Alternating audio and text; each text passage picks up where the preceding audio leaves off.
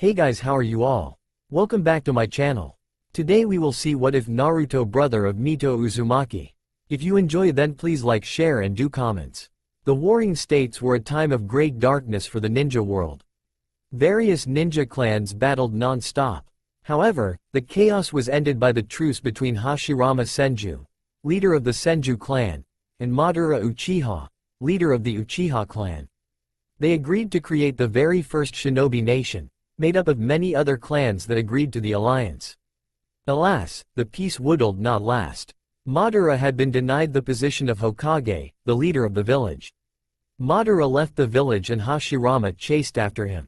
Hashirama was accompanied by his brother Tobirama and his wife Mito Uzumaki. Madara and Hashirama shortly started a battle of epic proportions, and at one point Madara had summoned the Kyuubi to fight, but it was quickly restrained and Mito sealed it into herself. The fight soon ended in favor of Hashirama, who ended the struggle by running Madara through the stomach and leaving him to die in the newly created valley. As the years passed, Hashirama died in the First Shinobi World War and his brother became Hokage in his stead. Tobirama later died in the Second Shinobi World War, passing the title of Hokage to his student Hiruzen Sarutobi. However, the most troubling event happened during the Second War: the complete annihilation of Uzushiogakure, home to the infamous Uzumaki clan. During the Warring States period, the Uzumaki clan were nomads, traveling from place to place until they eventually settled in Uzushiogakure. Uzushiogakure was located on an island surrounded by massive, naturally occurring whirlpools. The Uzumaki had created seals so that only people of the clan could safely enter the island. Unfortunately, the other hidden villages had deemed the Uzumaki clan to be too great of a threat to be left alone. Iwagakure, Kumogakure, and Kirigakure had joined force to exterminate the Uzumaki clan. For the most part they were successful, but they suffered heavy losses of their own.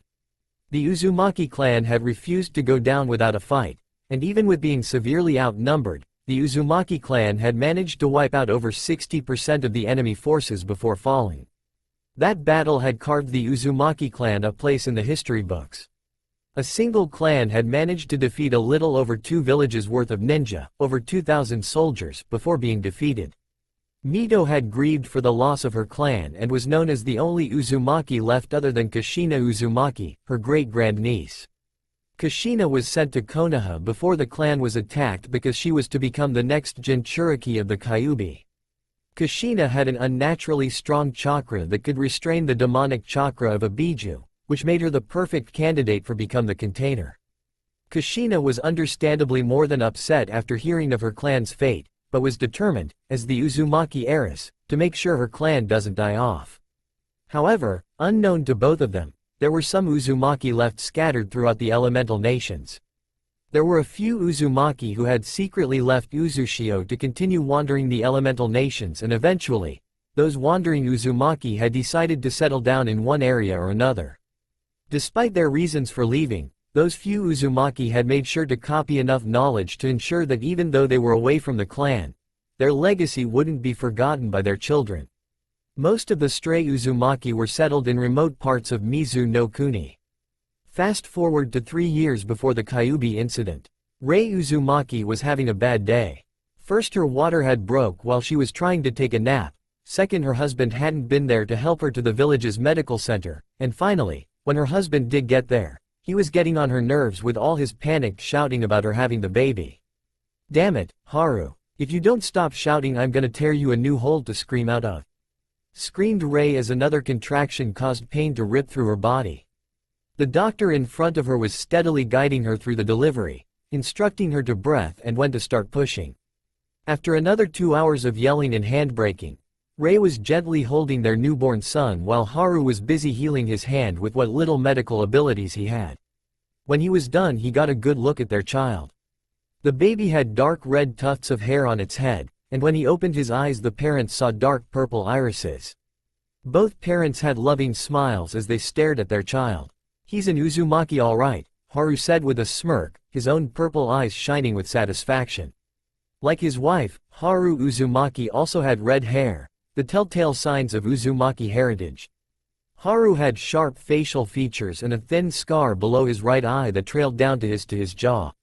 His hair was shaggy and slightly spiky. Unlike his wife and son, his eyes were navy blue in color. Haru had a large build, but was not so bulky that it impeded his movement. Of course he is, you idiot. We're both pure-blooded Uzumaki. Rei chided her husband softly so as to not disturb their newborn son. Rei had a heart-shaped face and slightly round eyes that were half-lidded in exhaustion. Her hair went down to her shoulder and she had a fringe that covered her left eye slightly. Rei had a moderately curvy body type. Modest B-cup breasts, slim waist, nice hips, and had fair skin which made her vibrant red hair more pronounced.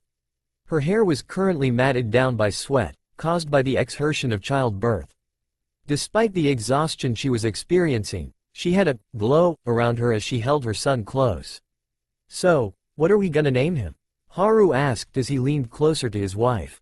How about Naruto? In memory of the maelstroms of Uzushio. Rei said as she smiled sadly for the loss of her homeland. Both she and Haru had decided to leave Uzushio before they had started their family. They decided that a life in the country was better than in a crowded city, even if the people in the city were all family. They had settled down in a small town near the border of Mizu no Kuni, and eventually Rei found out that she was pregnant with their first child, Naruto. But shortly after they learned that Uzushio had been destroyed and they grieved for the loss of the clan. They promised that they would keep the Uzumaki alive and would teach their child everything they knew about being a ninja, primarily the Uzumaki clan's trademark. Fuinjutsu. That sounds like a great name, Rei. Haru said as he kissed his wife's forehead. I can already tell that he's going to be extremely powerful, and I'm not just saying that because he's my son. His chakra is already huge for his age, almost Chunin level. Having this much chakra after just being born is simply absurd. Haru finished seriously. Then that just means that we'll have to train him sooner rather than later. Rei said simply. Especially since the Mizukage started the blood purges. He'll need to be able to defend himself in case we're not there. Haru could only nod as he silently vowed to protect his family from any threat. 5 years later. Okay, Naruto. We've spent the past year training you in hand-to-hand combat, and your mother and I are proud to say that you are on par with an above-average genin. This year, we'll be focusing primarily on your chakra. You'll be learning various methods to both control and master your chakra. Now, our clan has had a history for having extraordinary chakra. Some of the people in our clan had even developed special skills that are similar to bloodlines. They are similar in that they can't be copied or taught, but different because the ability cannot be passed down to your offspring. Each skills is unique, there are no two abilities that are the same. There were only a few recorded cases of abilities being awakened, but those people who did awaken their ability grew to be immensely powerful. Haru explained to the 5-year-old Naruto, who showed no trouble following the explanation. The most powerful Uzumaki that ever lived had such an ability. His name has long been lost to us, but he was a legend. His ability allowed him to control fire on a near-godlike level. A flick of his wrist would create great columns of fire that would incinerate his foes in a matter of seconds. Naruto was abnormally intelligent for someone his age, and he showed immense promise in whatever he was taught. He absorbed information like a sponge and was always looking for ways to improve whatever he was taught. He was currently hanging on to every word that his mom and dad said, interested in the rare trait of the Uzumaki clan. Your father is right, Naruto. The stories tell of him being able to control even volcanoes. Almost every Uzumaki dreams of awakening such a power, but very few actually do. If you do have one, I'm sure it'll be unlocked at some point in your training because we will be training you to become one of the strongest. You're representing the Uzumaki clan after all, Rei said as she smiled at her son. Naruto was enthralled by hearing of his clan's potential. He hoped that he would one day be as powerful as his parents believe him to be capable of. But he realized that he had a long way to go. He was determined to make his parents proud. In the 5 years since Naruto had been born, he had grown quite a large amount. He was about 3 feet and 8 inches tall, which was above average for his age. Naruto's hair was a little odd, though.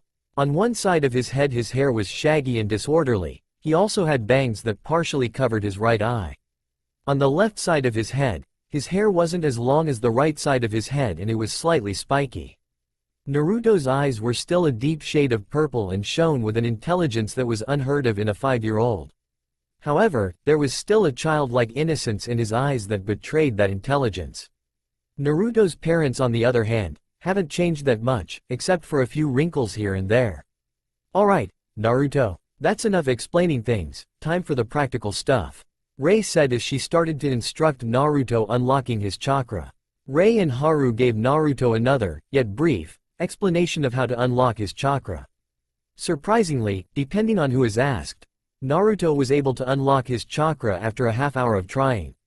This only made his parents even more proud of their son, but they pushed their feelings aside and started to teach Naruto how to control his newly acquired chakra. Fast forward 5 more years. During the 5 years of Naruto's continued training, they had brought his chakra control to a point where it was on par with Tsunade. Naruto had just kept coming up with new ways to train his control, mostly by combining concepts from other training methods. Naruto had even refused further training until his control was at a level he deemed satisfactory. The reason Naruto was so adamant about control was that his parents had told him that Fuinjutsu required moderately high levels of control, and that the better your control was, the less chakra you waste doing jutsu and such. Naruto had also manifested his own chakra ability during a spar that almost went wrong. Haru had sent a lightning jutsu towards Naruto, who was unprepared, and was almost severely injured. Naruto's chakra ability happened to manifest in a strange way. Naruto's chakra had started to leak out and take a solid form, shielding him from the lightning jutsu. Naruto was astonished that he had actually managed to gain this rare gift, but he wasn't one to look a gift horse in the mouth. After Rei had found out, Haru was harshly punished for almost killing her baby boy, and was sentenced to 4 months on the couch. Naruto had foregone naming his ability and immediately started to train with it. After much training and experimenting, Naruto was finally able to master his new ability. It wasn't that hard considering the level of control he had. The great thing about his chakra, in Naruto's opinion, was that its versatility seemed to have no end. It had great offensive and defensive capabilities, and the only way to overpower his shield was if the attack had more chakra than the shield. That in itself was difficult considering how much chakra Naruto now had for someone his age, low Junin to be exact, and his reserves would only increase with more training. There was a downside to Naruto's ability though. It was extremely taxing on his reserves, and that was saying a lot in Naruto's case. He could only use his chakra ability for about 20 minutes before being too drained to continue. Naruto hoped to get his reserves to a higher level so he could use it more efficiently, but he wouldn't become reliant on it like most bloodline clans. A shinobi should be able to use many different skills proficiently after all. One-trick ponies tended to die quickly in the ninja world. Naruto's parents had also showed him his nature affinity, which was lightning. This surprised his mother and father because they had expected water, like most Uzumaki. The only reason Haru knew a couple lightning jutsu was so that he could enhance his wife's water attacks during a fight. This would make learning jutsu difficult for Naruto as Haru only knew 1 or 2 lightning jutsu, and Rei only knew water and earth techniques. One jutsu that was immediately taught to Naruto was the Shadow Clone Jutsu.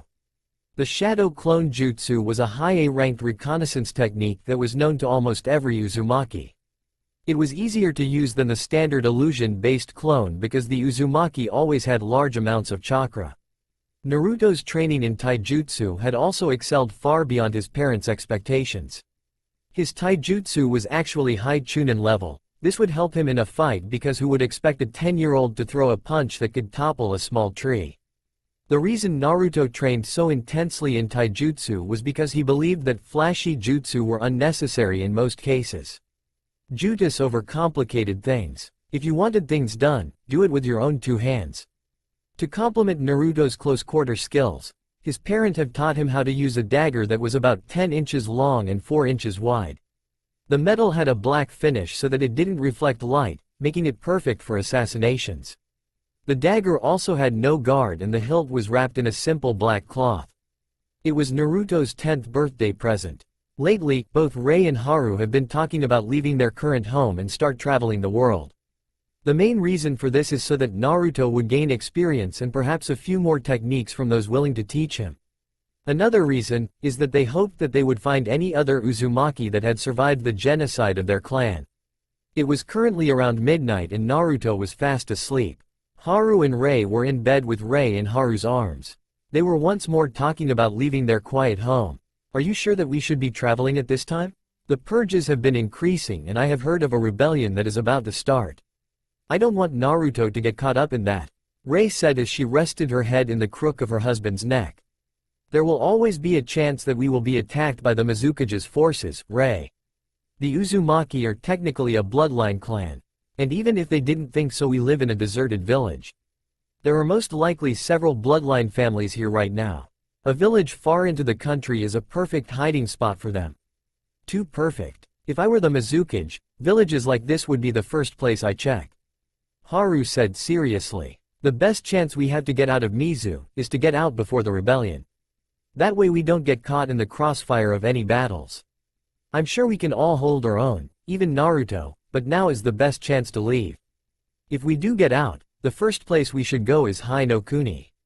The Leaf Village is the most peaceful village, and they wouldn't be suspicious of a small family that escaped the purges of Mizu. Haru finished calmly. Yes, you're right, but I'm worried about Naruto.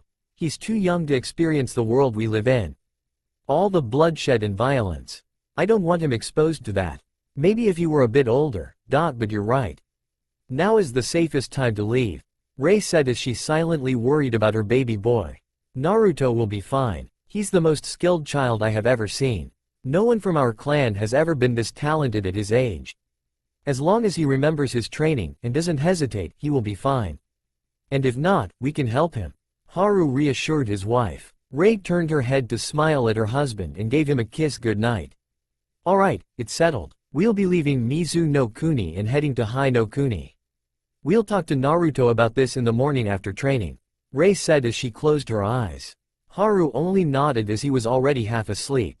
The next day, after Naruto's training, Naruto was in his training clothes, a simple gi and pants, when his parents motioned him over to them. When Naruto walked up to the porch behind their modest home, he saw his parents sitting on a bench.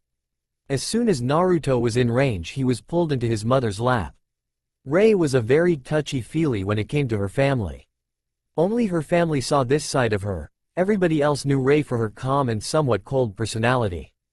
Haru on the other hand was goofy and loved to mess with people. Teasing his wife was a favorite pastime for him. Contrary to what the other people in the village saw, Haru was capable of being serious when the time calls for it. This was one such moment where Haru showed how serious he can be. Naruto. How strong do you think you are at the moment?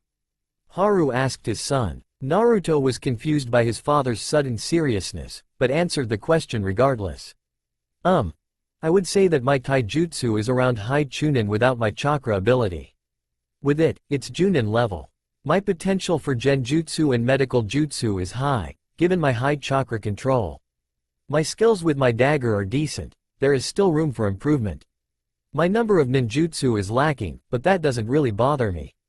My chakra reserves are high junin and my stealth capabilities are chunin at the moment. Naruto listed. Overall I would say I'm at least a mid-chunin due to my lack of experience. Rei could only smile at her son's modesty. Both she and Haru knew that their son was far more skilled than Naruto himself liked to believe, but to Rei, Naruto will always be her baby boy. Rei wished that all of the training he went through wasn't necessary, that the world wasn't filled with death and war. However, Rei knew that such thoughts were pointless. The world wouldn't change because one person wished it to happen. Change was a group effort. For it to happen, all the nations of the world had to agree upon it. Change couldn't be forced. This was always something that Rei believed in, something that she passed on to her son. After hearing Naruto's self-evaluation, Rei decided to give her input. It's good that you don't think so highly of yourself because of your skills, Naruto. I would hate to have to beat the arrogance out of you. But you're right for the most part. The lack of experience is what stops you from being as strong as most Junin. That is why your father and I have decided that the three of us will start traveling around the world. That way we will be able to get you the experience you need. We can also head to Kaminari no Kuni to get you some lightning techniques. Rei explained. Naruto then voiced his displeasure with going to Lightning Country. But Mom, I don't need any more jutsu. I'm fine with sticking to just taijutsu and fuinjutsu. Naruto complained. Naruto had been taught Fuinjutsu the moment he unlocked his chakra. Naruto was proud to say that he was as good as his parents in his family's art. Haru was quick to silence his protests. Naruto, you're eventually going to need some ninjutsu. If you get overwhelmed, ninjutsu is a reliable tool to fend off a large amount of enemies. You even said yourself that one-trick ponies make bad ninjas. You're starting to rely too much on your taijutsu. Haru said, being the voice of reason to his son. Naruto stubbornly refused to believe that for a couple minutes, but he eventually conceded to his father's explanation. Ray then decided to finish the conversation. Then it's settled, we'll be leaving in 2 days. That should be enough time to seal up our home. We'll take anything necessary and seal them into smaller scrolls for easier access on the road. Ray said as she set Naruto on the ground and went to prepare. Haru only shook his head fondly at his wife. Ah, she always so thorough about everything she does. Haru said to Naruto, when you were conceived, your mother practically planned every detail out for the entire time she was pregnant with you. You get that way sometimes too, Dad. Besides, there is no harm in being too prepared. Naruto told his father, you're right, son, but sometimes the smaller details slip our minds. Haru said as he and Naruto walked into their house. Come on, let's go help your mother. 6 years later. The past 6 years haven't been the best for Naruto. Getting out of Mizu no Kuni had been more difficult than expected. They had almost been killed by a patrol of 5 Junin. The family of 3 had defeated them, but had gotten a few new scars in the process. They spent the next 4 years going from place to place, finding different teachers for Naruto. Most of his teachers were missing nin, most because the family didn't want to get involved with the hidden villages. The way that Haru and Ray got missing nins of all people to train their sons, were by small favors. One of the missing nin that taught Naruto were Momochi Zabuza, in exchange for strengthening his sword with seals. From Zabuza, he learned the silent killing technique, something unique to Kirigakure. There were other less notable missing nin that taught Naruto.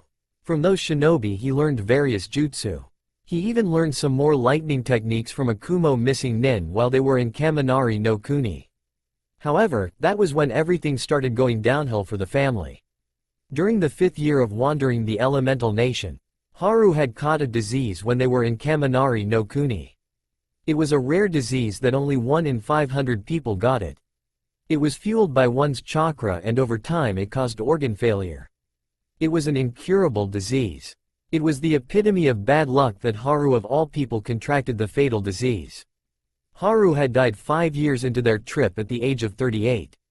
He was buried in the remains Uzushio, joining his fallen brethren in the afterlife. They had built a shrine for him and the rest of their deceased clan. Both Naruto and Ray were heartbroken at Haru's death and mourned for many months before they started their journey once more. After several months of traveling, they decided that they would go their separate ways for a short time. They were currently in Hai no Kuni, and both wanted to go to different places. Naruto wanted to go to Konoha and see the Kyuubi festival. His mother wanted to go to one of the other festivals at a neighboring resort-type village. The villages were relatively close to one another, so they saw no harm in splitting up for a short time. Normally Ray wouldn't let her son out of her sight, especially after her husband's death, but she was reluctant to enter a hidden village. Even if the Uzumaki clan had been allies of Konoha, they still did nothing while Uzushio was destroyed. Ray gave Naruto one last kiss on the cheek before they parted ways. At the gates of Konoha, Konohagakure no Sato, the village hidden in the leaves. One of the 5 great shinobi nations.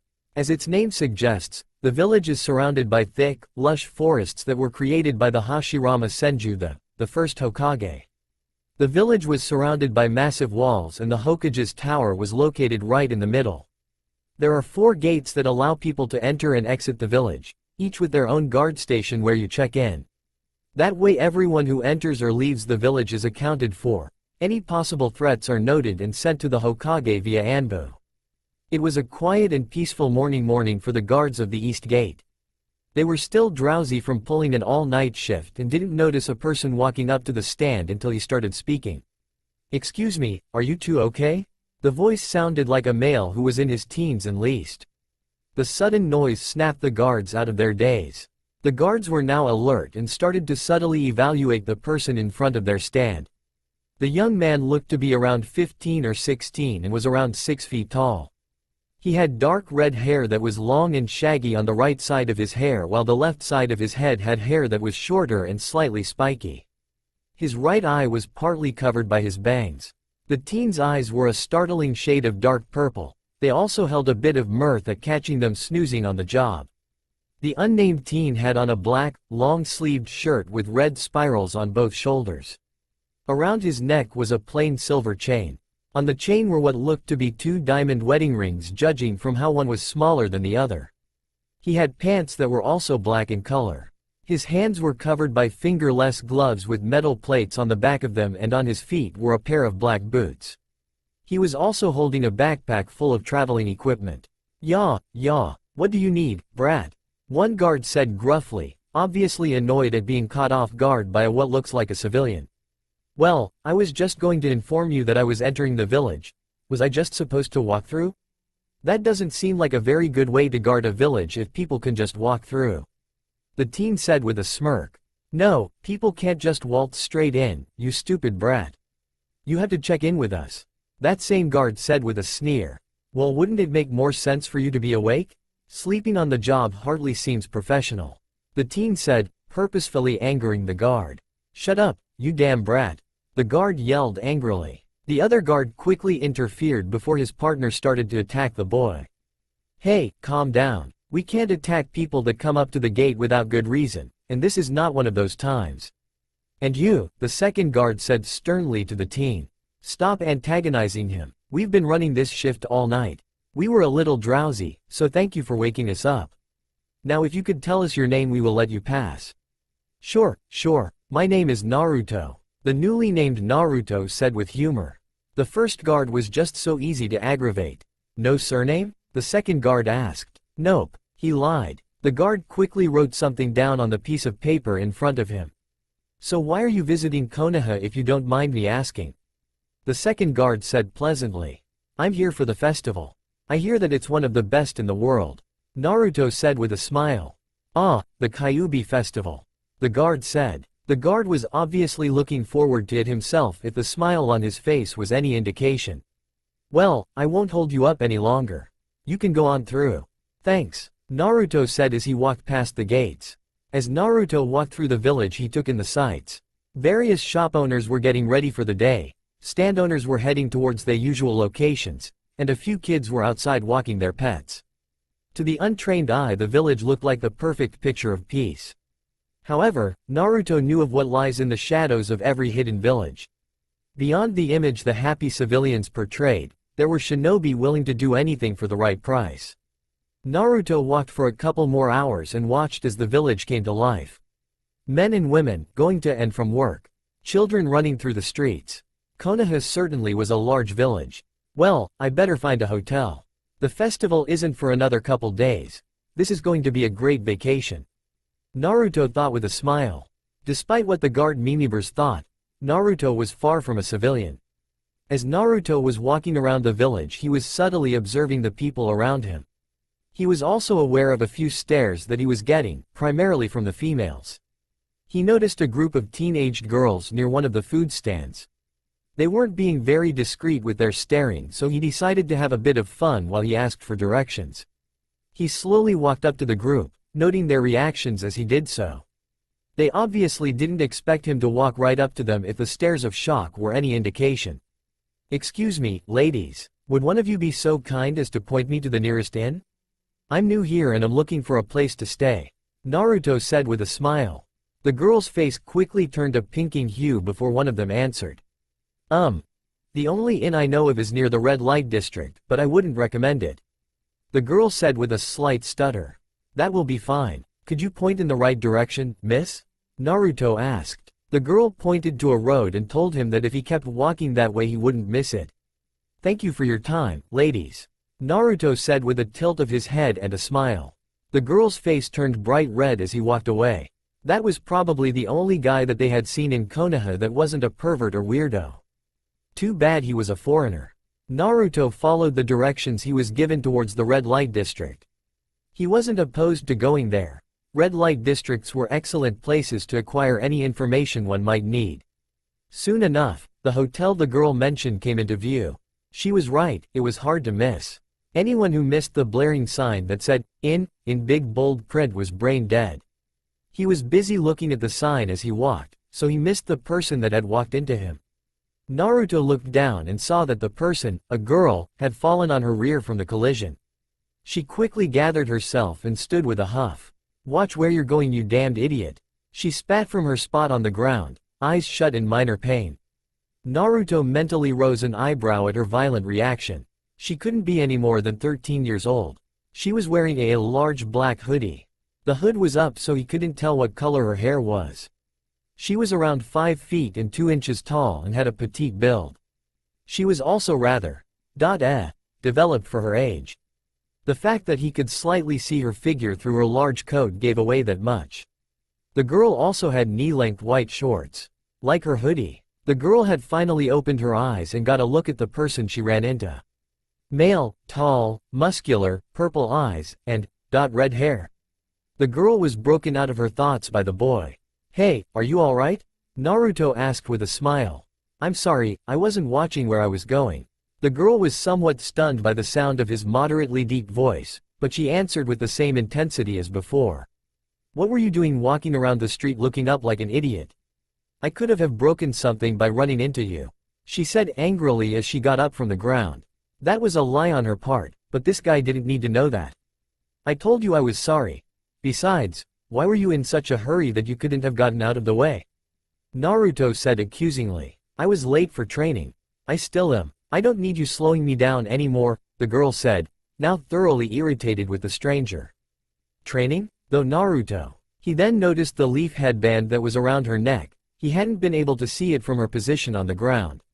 "Well, excuse me, shorty. If your training was so important, why are you late?" Naruto asked with a smirk. This girl was cute when she was mad.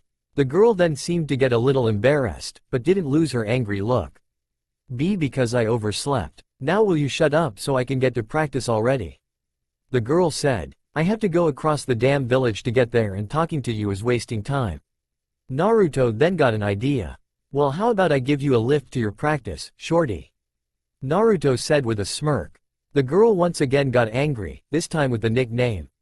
"My name isn't Shorty," the girl yelled. Naruto then turned to walk away, taking that as a no to his offer. However, the girl hadn't finished what she had to say. Her aggravated movements had been enough to jostle her hood from its place. Once the hood fell, it revealed shoulder-length crimson hair to the world. "It's Mito Uzumaki." Naruto had looked over his shoulder as he walked as she yelled at him. However, the hair and name took a while to register with his mind.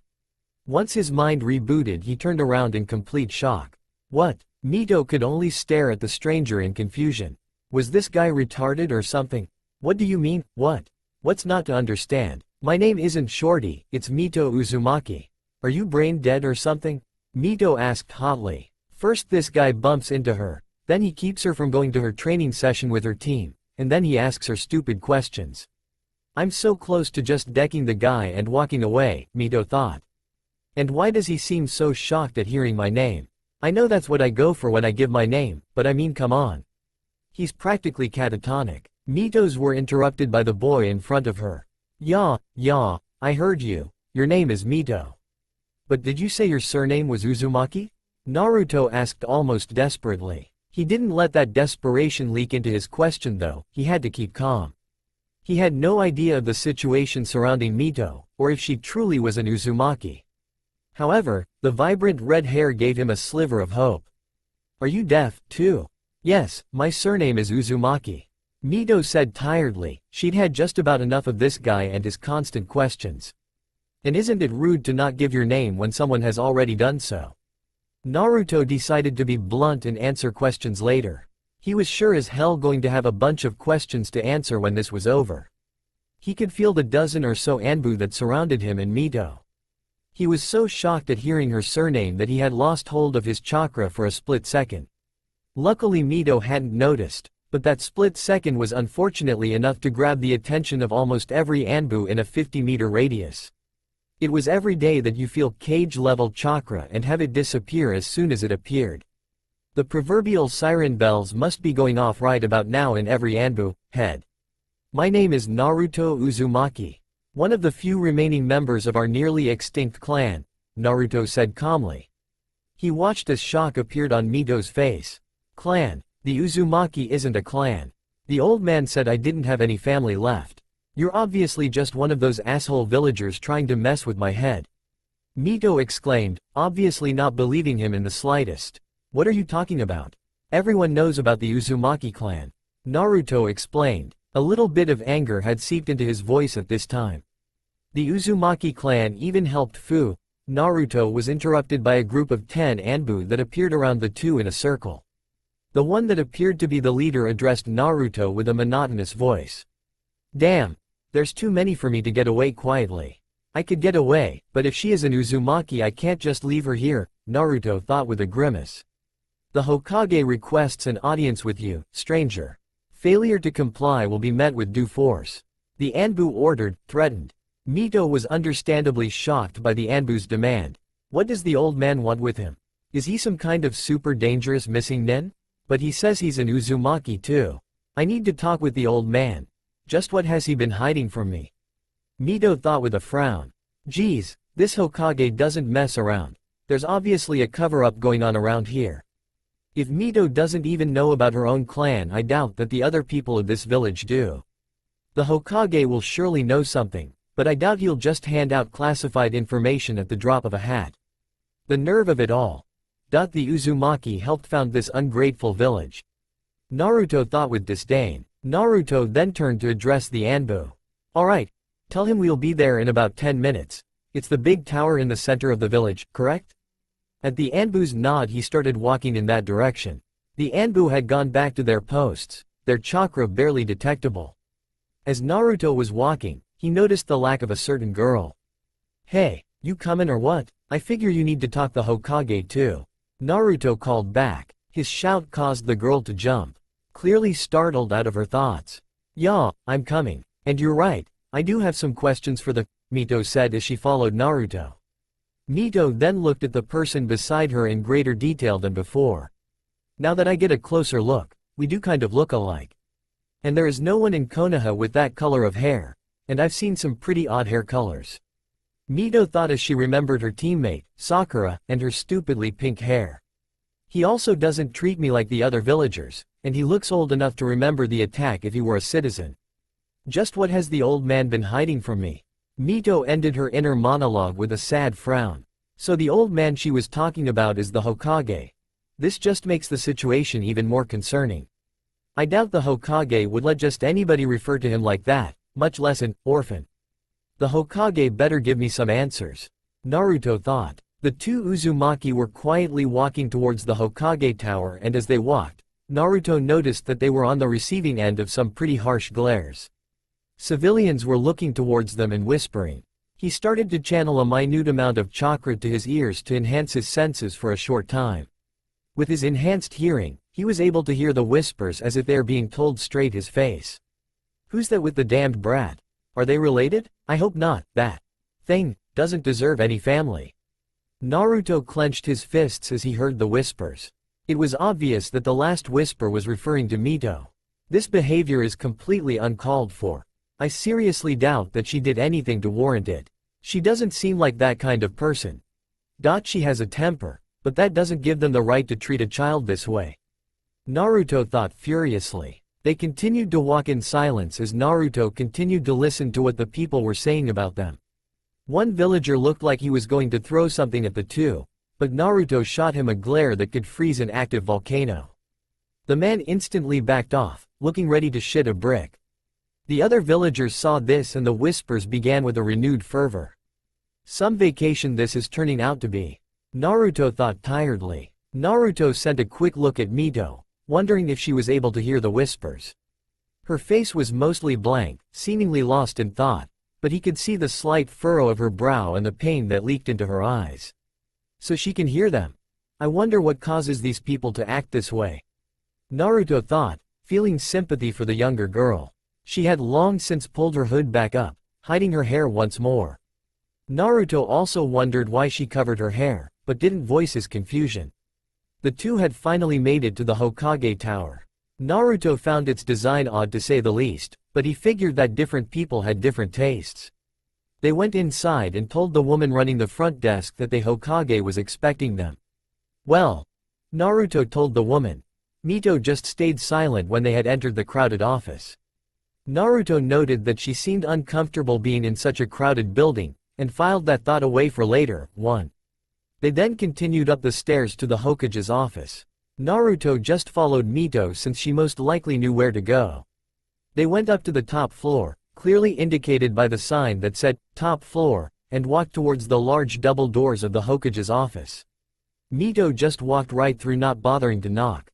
Inside they saw Hiruzen Sarutobi, the god of shinobi, sitting behind his desk.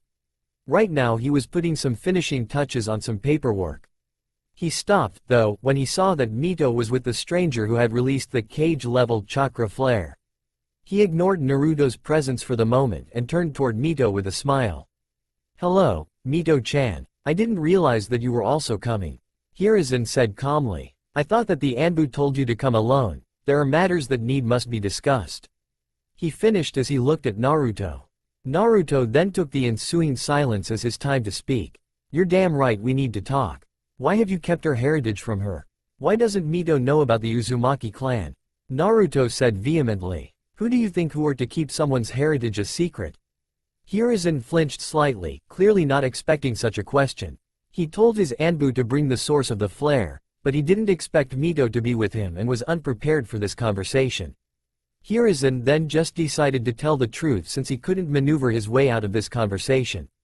"I did it for her own protection. The Uzumaki were feared across the elemental nations. If word got out that there was an Uzumaki left, people would try to assassinate her or worse." Hiruzen answered. That answer didn't satisfy Naruto in the slightest.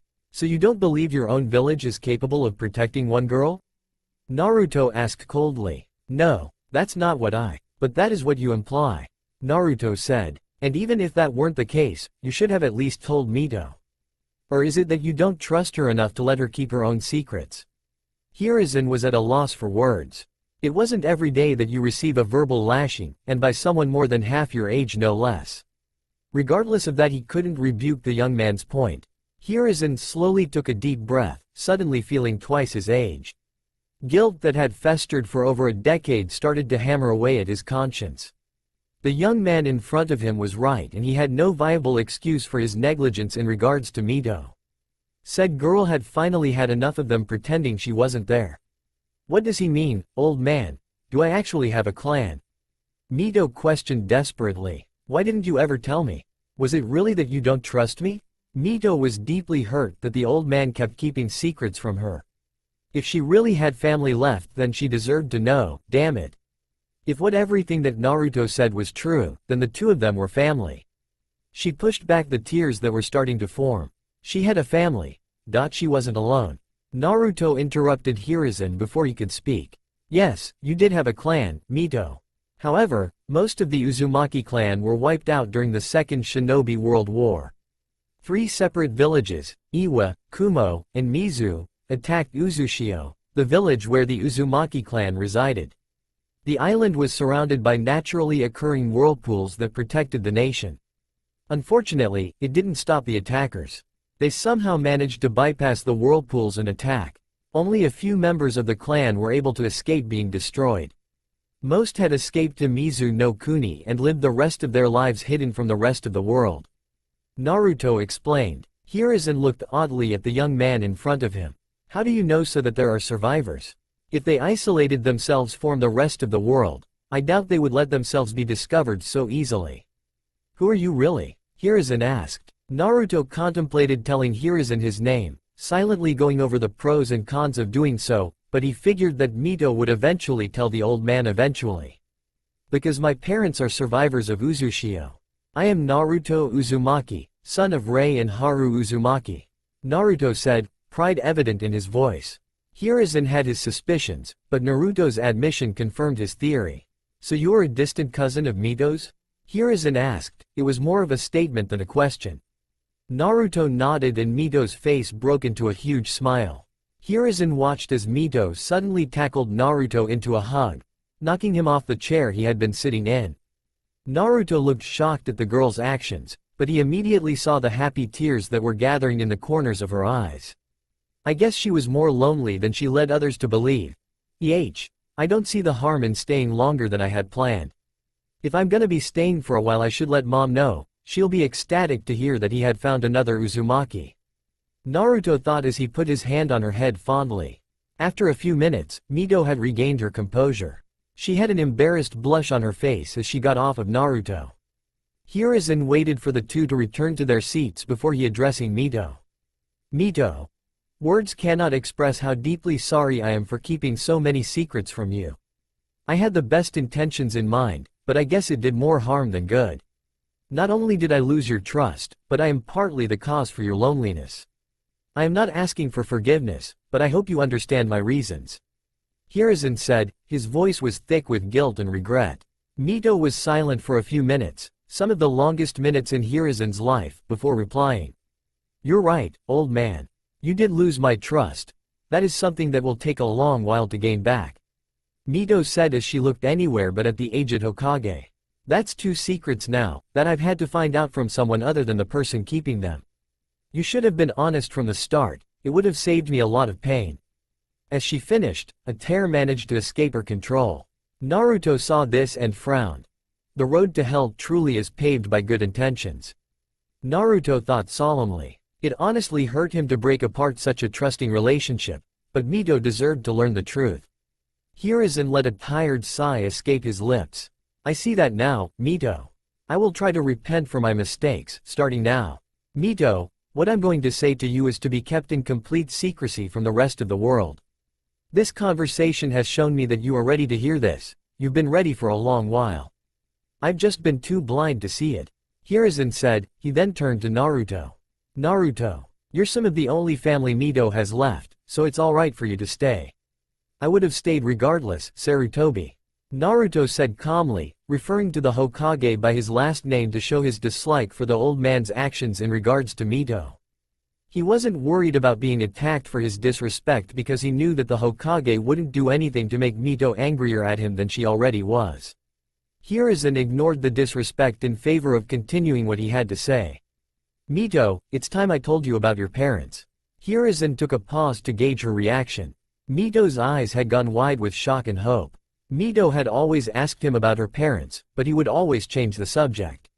I figured that now is the best time to tell you, especially since you're just beginning your career as a kunoichi.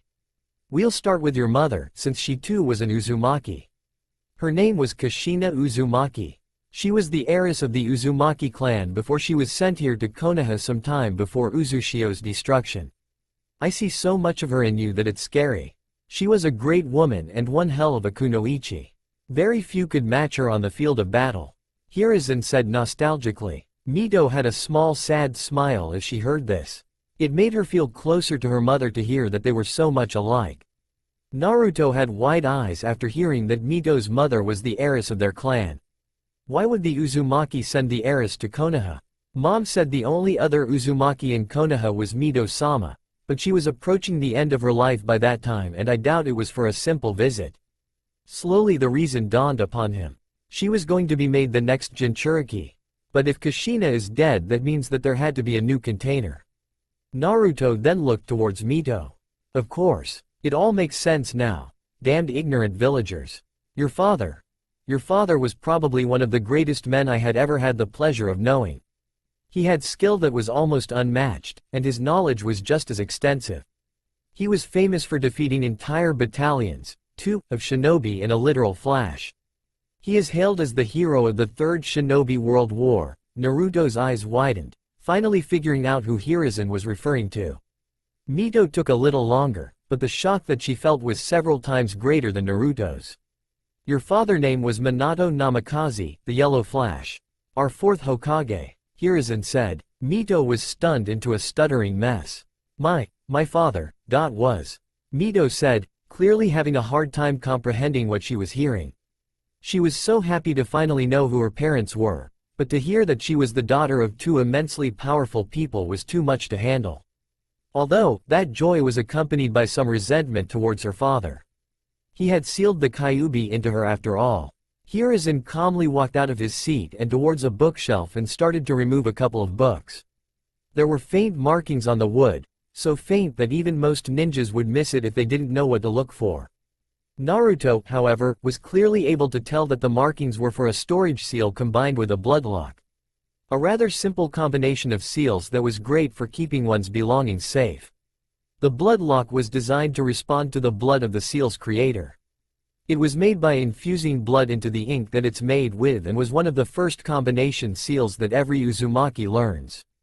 Hiruzen made a shallow cut on his palm and placed it onto the seal, and two decently large scrolls appeared. These scrolls are your parents' legacy. Every technique, every theory, all their money, are in these scrolls. Paranoia is very common among shinobi, and they both had the foresight to keep record of everything they had in case something happened to them. They made these scrolls when Kushina found out she was pregnant with you, and they kept them updated with everything they learned afterwards. Hiruzen said as he handed both the scrolls to Mito, who took them with shaky hands. They're yours now. Use them as you please, just do not relinquish any information of your father's techniques. The thought of an enemy village getting their hands on the Hiraishin no Jutsu makes my skin crawl. Thank you, old man. I may not agree with your actions, but your heart was in the right place. Mito said as she hugged the scrolls to her chest. Thank you for at least understanding my intentions, Mito. Your secrets are now yours to tell if wish to do so. All of them, Hiruzen said. The hidden meaning was not missed by Mito, who nervously looked at Naruto. Naruto also understood what Hiruzen was referring to, but didn't say anything. Mito's secret are hers to keep. She'll tell me when she's ready. Naruto thought. Naruto, who had been silent up until now, decided to make a request to the Hokage. From what Hiruzen said, Mito had just become a genin. Perhaps it wouldn't be so bad to train her. Besides, I doubt that she knows any fuinjutsu. Konoha has seemed to turn away from the art of fuinjutsu. It was almost insulting, really. The only notable fuinjutsu masters of Konoha were the fourth, Kushina, Jiraiya, and the a lesser degree Hiruzen himself. Hokage-sama, with your permission, I would like to train Mito in our family's art. Naruto said, actually sounding respectful for once. Mito's eyes widened at the request. Train me? I thought he was a traveling civilian. I can't even feel his chakra. I wonder how strong he is. Mito wondered. If he was able to conceal his chakra completely, his control must be very good. She also remembered that he hadn't been detected by Anbu until some point during their conversation earlier. The Anbu only came after she told him her name. He must have let his control slip. She realized. Mito was not the smartest of people, but she had her rare moments of clarity. The Hokage considered the request for a moment before answering with a question of his own. What do you wish to accomplish by training Mito? You've barely known for more than a few hours. Hiruzen said. He wanted to get a feel for Naruto's intentions. Just because the two were family, doesn't eliminate the possibility of ulterior motives.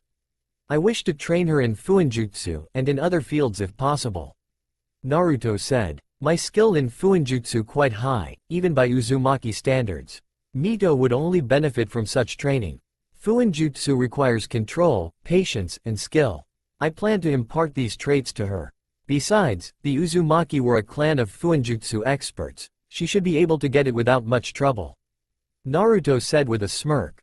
Mito had a sour look on her face at the thought of more chakra control exercises, but was happy that she would be learning her family's specialty. Very well, Naruto-san. I will allow you to train Mito. I'm sure she will prosper under your tutelage if that chakra flare was any indication of your strength. Hiruzen then turned to Mito with a smile. Mito, Naruto will now be your sensei alongside Kakashi. Mito returned the smile tenfold. She had two teachers. She'd be kicking ass and taking names in no time. Mito's smile had turned devious as her thoughts continued. Hiruzen grew a nervous look when he saw that smile. Many past pranks had conditioned him to be wary of such looks. He made a mental note to watch his back before he took a look at the clock. It was around noon. He then addressed the two sitting in front of him. Mito, you should probably get back to your team. It's been about 2 hours since the scheduled time for your training. 3, Hiruzen said. Naruto can accompany you there. Kakashi should be showing up in another hour, so that should be enough time to get acquainted with each other. Hiruzen then took a short moment to write something down on a piece of parchment. He handed the message to Mito and explained, "Give this to Kakashi when he gets there. It'll explain the situation to him. Naruto, I expect you to train her to become a powerful kunoichi. You don't have any reason to worry, Sarutobi. When I'm done with her, she'll be take on at least a chunin before the exams." Naruto said with confidence, both in his ability to teach and Mito's ability to learn. She was an Uzumaki after all, he was sure she could handle the training. Mito was busy wondering what her new sensei would teach her. After Mito took the note she started heading to where her team trains, Naruto following beside her. They had traveled to a part of the village where the sea of buildings were starting to thin. There were also more ninja visible, jumping from place to place by rooftop. Naruto assumed that this part of Konoha was inhabited mostly by the ninja of the village. Naruto also saw that Mito was only receiving 1 or 2 glares from the various shinobi. At least the soldiers of the village aren't stupid, Naruto thought as he sighed. Mito and Naruto soon arrived to the training ground. Naruto saw 2 people waiting for them, both around the same age as Mito. One had pink hair, green eyes, a red dress with white edges, and blue ninja sandals. She was currently pacing angrily, obviously waiting for this, Kakashi, to show up. The second person had black hair that was cut in a way that spikes were protruding from the back of his head. 2 bangs also framed his face. He had black eyes and his face seemed to be set in a permanent frown. He was wearing a high-collared dark blue shirt, simple white shorts, and blue ninja sandals. Mito had a frown at seeing her teammates, but greeted them anyway. "Hey, Sakura. Hey, Sasuke," Mito said, lacking the usual exuberance she normally had. She doesn't seem to like her teammates very much, Naruto thought. Sakura turned her head sharply towards the noise. When she saw Mito she let her anger out on her. "Mito, you moron, where the heck have you been?" Sakura spat angrily. Mito sighed at her behavior, but Naruto had a frown on his face. "We were supposed to be here at 10 o'clock. It's already noon. And where the hell is Kakashi?" Sakura finished her tirade. Naruto then decided to make his presence known. "The reason Mito is late is because of me. She and I had been called by the Hokage. Now if you'll excuse us, we've got some training to do.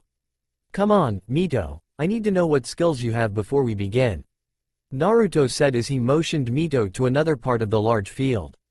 Sasuke, however, had an angry look on his face.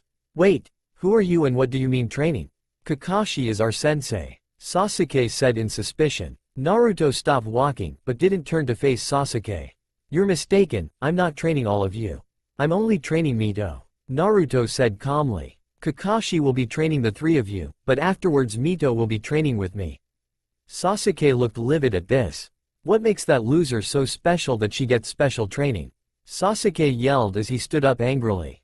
"As heiress to the Uzumaki clan, I have to make sure she is well versed in many techniques."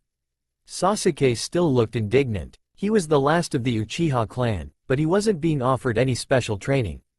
"Clan? The Uzumaki aren't a clan, and why would the Hokage appoint someone to train that loser?" Sasuke said. In his mind he figured he needed more training than Mito. He wanted to get as strong as possible to avenge his clan. Naruto turned around to look at Sasuke, a smirk on his face. "Who am I? I'm Naruto Uzumaki, a distant cousin of Mito's, and the Uzumaki were a clan. One that carried more honor and prestige than your little clan of pink-eyed monkeys," Naruto said, purposefully goading the prideful Uchiha by acting arrogantly. Naruto understood that pride in one's family was one thing, but arrogance was completely different. Being arrogant on the battlefield would only get you, and your squad, killed. Naruto just liked to play the part to enrage his enemies, and Sasuke had taken the bait. "Take that back. Your pathetic clan couldn't possibly measure up to the Uchiha clan, one of the founder of Konoha," Sasuke said angrily. Naruto could only shake his head at the boy's ignorance. It seems that Konoha has forgotten the Uzumaki clan completely. The Uzumaki clan were also one of the clans that helped found Konoha. In fact, the first Hokage's wife was an Uzumaki. Their marriage helped solidify the alliance between our 2 villages. Unfortunately, the Uzumaki were wiped out for the most part during the Second Shinobi World War, lectured Naruto. Sasuke had a smug look on his face at hearing that. "See? Your clan isn't so great. They must have been squashed like the bugs they were." Sasuke was unaware of the danger he was putting himself into. Naruto's didn't have a lot of things that set him off. It was almost impossible to anger him. The only things that made him angry were rapists, child abusers, and people who speak ill of the dead. Especially if the dead in question were his family. Naruto let control of his killing intent go and directed it all at Sasuke. Listen, you impudent shit. My clan was destroyed in a joint effort of 3 entire hidden villages. The attack lasted for weeks. Uzushio held strong and had managed to slay over 2,000 soldiers before succumbing to exhaustion, and even then their attempted genocide had failed. Your pathetic clan of thieves were slaughtered by one man in a single night while there are numerous Uzumaki still alive today, wandering the elemental nations. Naruto seethed. Sasuke had been sent sprawling on his back by the killing intent and was having a tough time breathing. Before situation could escalate any further, a plume of smoke appeared in the field. The smoke dissipated, revealing none other than Kakashi Hatake. He was wearing a standard Junin outfit and had his forehead protector slanted over his left eye. He was reading a small book titled, Icha Icha. That's quite enough, stranger. I would appreciate it if you wouldn't harass my students, Kakashi said in an aloof manner. Naruto looked slightly apologetic, but not by much. Sorry, but your genin has a big mouth. He should learn not to put his four in it, Naruto said, shooting a glare at Sasuke as he got off the ground. Noted. Now, what are you doing here? Civilians aren't permitted to enter training grounds, Kakashi said as he sized Naruto up. I can only sense a small amount of chakra in him. Enough for a civilian to live on, but he could easily be hiding it. Kakashi thought. He was broken out of his thought by his red-haired student. Kakashi-sensei, the old man told me to give this to you, Mito said as she handed him the note from the Hokage. As Kakashi read the note, his visible eye widened a bit. He looked towards Naruto, silently asking for confirmation. Naruto merely nodded his head. Kakashi folded up the note, pocketed it, and turned to his other 2 genin. Alright, you two. Today the 2 of us will be doing some training. Kakashi then turned towards Naruto once more. I'll let you train Mito for today as I've already got a general feel for what she knows. You take today to test her, and plan a training schedule. Kakashi motioned Sakura and Sasuke to follow him to another part of the clearing. Naruto then turned to Mito, whose eyes were shining with excitement. What are we going to learn first, Naruto-kun? Mito asked with a smile. Naruto walked into the clearing and got into a loose stance. Feet shoulder-length apart, one leg in front of the other, one arm tucked against his side, and one arm out. We'll first be having a spar so I know where to start your training. We'll be starting with taijutsu. I'll only be defending so don't hold anything back, Naruto said with an easygoing smile. First fight sequence. Please be gentle, Alright, here I come, Mito said as she charged at Naruto. Mito ran towards Naruto and tried a right punch to Naruto's face. Naruto ducked the punch and sidestepped to the left. She had overextended herself and was left a little unbalanced, which exposed her unprotected side. Mito then tried to continue with her momentum and did a reverse roundhouse kick, trying to catch Naruto with the back of her heel. Naruto simply blocked the kick with his forearm and pushed her forward, watching as she rolled to avoid falling. She's pretty decent for a genin, but there's always room for improvement. Taijutsu probably isn't her strong suit anyway. Most likely a ninjutsu type considering her condition. That just means that control is an absolute must, Naruto thought. He was slightly impressed. That kick would have gotten most chunin. She seems to just react to whatever situation she's put into. Good reaction time, decent form. She's a bit impulsive though. Training in Fuinjutsu will help with that though, as you need lots of patience or else the seal would literally blow up in your face. While he was creating a mental list of things to teach Mito, Naruto was dodging and evading all of Mito's attacks, and he would push her over if left herself too open. Naruto blocked the last punch and Mito quickly leapt back. Mito stopped a couple of feet away from her new sensei and frowned. She had seen the distant look in her eyes as she attacked. He wasn't even completely paying attention. She was slowly circling him, looking for an opening. Once she was behind him and to the side, she charged once more. This time she went for a sweep kick that Naruto jumped over. Following this, she jumped and performed another roundhouse, using the momentum from the sweep to strengthen her kick. This actually surprised him. It would take a lot of strength and coordination to go from a low sweep kick to a jump kick like that. He was so surprised that he was forced to actually block it. He didn't give an inch, but there was a dull ache in his arms. Damn, that was without chakra too. I was right, she's got loads of potential. Well, I think I've seen enough of her taijutsu. Naruto then threw his arm forward, making Mito jump back a few feet. Looks like she favors kicks over punches. Naruto thought. He'll have to ask his mother to train her. That wasn't bad, Mito, Naruto said with a genuine smile. You showed some moves that would have gotten even some experienced chunin. Mito had the decency to blush as the praise. She wasn't used to being praised for her skills. In the academy, she was always made fun of for her low scores. In recent years, the academy had been focusing more and more on academics, rather than practical skills. Mito had never been one for books and such, she excelled in the practical stuff. Her test grades were near to bottom while her practical scores were near the top of their class. The reason she had failed the times before were because of the clone jutsu. She had too much chakra to do that worthless technique. I don't even know why they would teach kids that technique. It's so easy to tell the difference. It doesn't make any noise and can't interact with the surrounding. Its practical use is pretty much zero. Mito thought bitterly. She had failed 2 times because of her massive chakra reserves. Naruto wasn't done speaking, however. Maybe if you were taller, you would have been able to kick me in the head, shorty.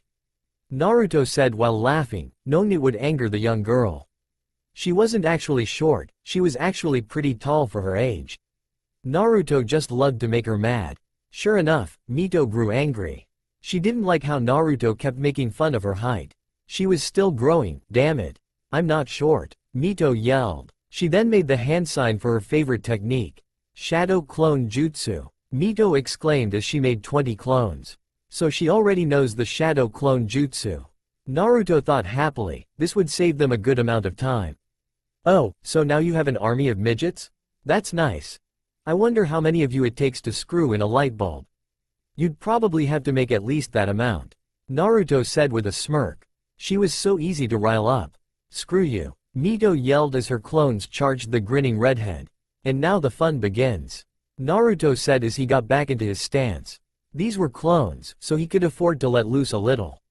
Mito was also just going to let her clones do the work so he didn't have to worry about hurting her. The first clone came from above, trying to stomp on his head. He sidestepped and hooked his arm under the clone's armpit and around the opposite side of its neck. He then kicked the back of the clone's legs, kneeled down, and smashed the clone's neck against his knee.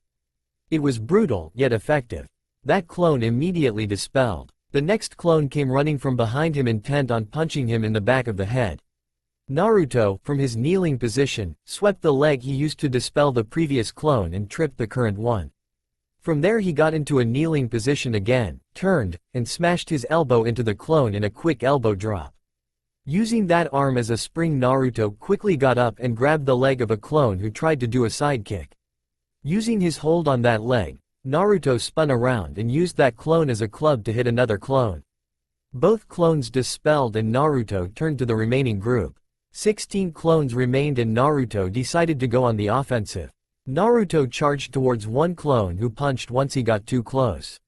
Slapping the punch to the side, Naruto delivered a devastating knee to the clone's kidney, thus dispelling it. Naruto then caught another clone trying to sneak up on him from the side.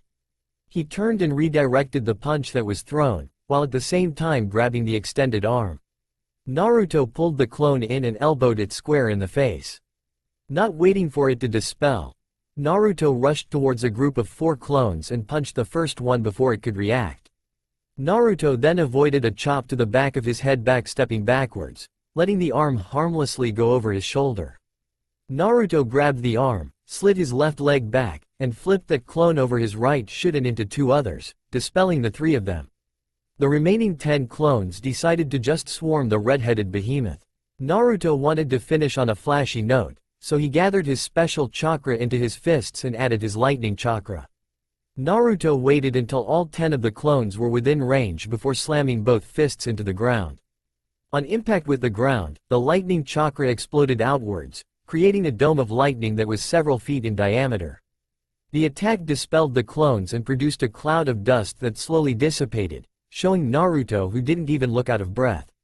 Mito was looking at her sensei in awe. She knew she was only a genin, but Naruto had taken her clones down with such shocking efficiency. It took Naruto less than 10 minutes to deal with her clones.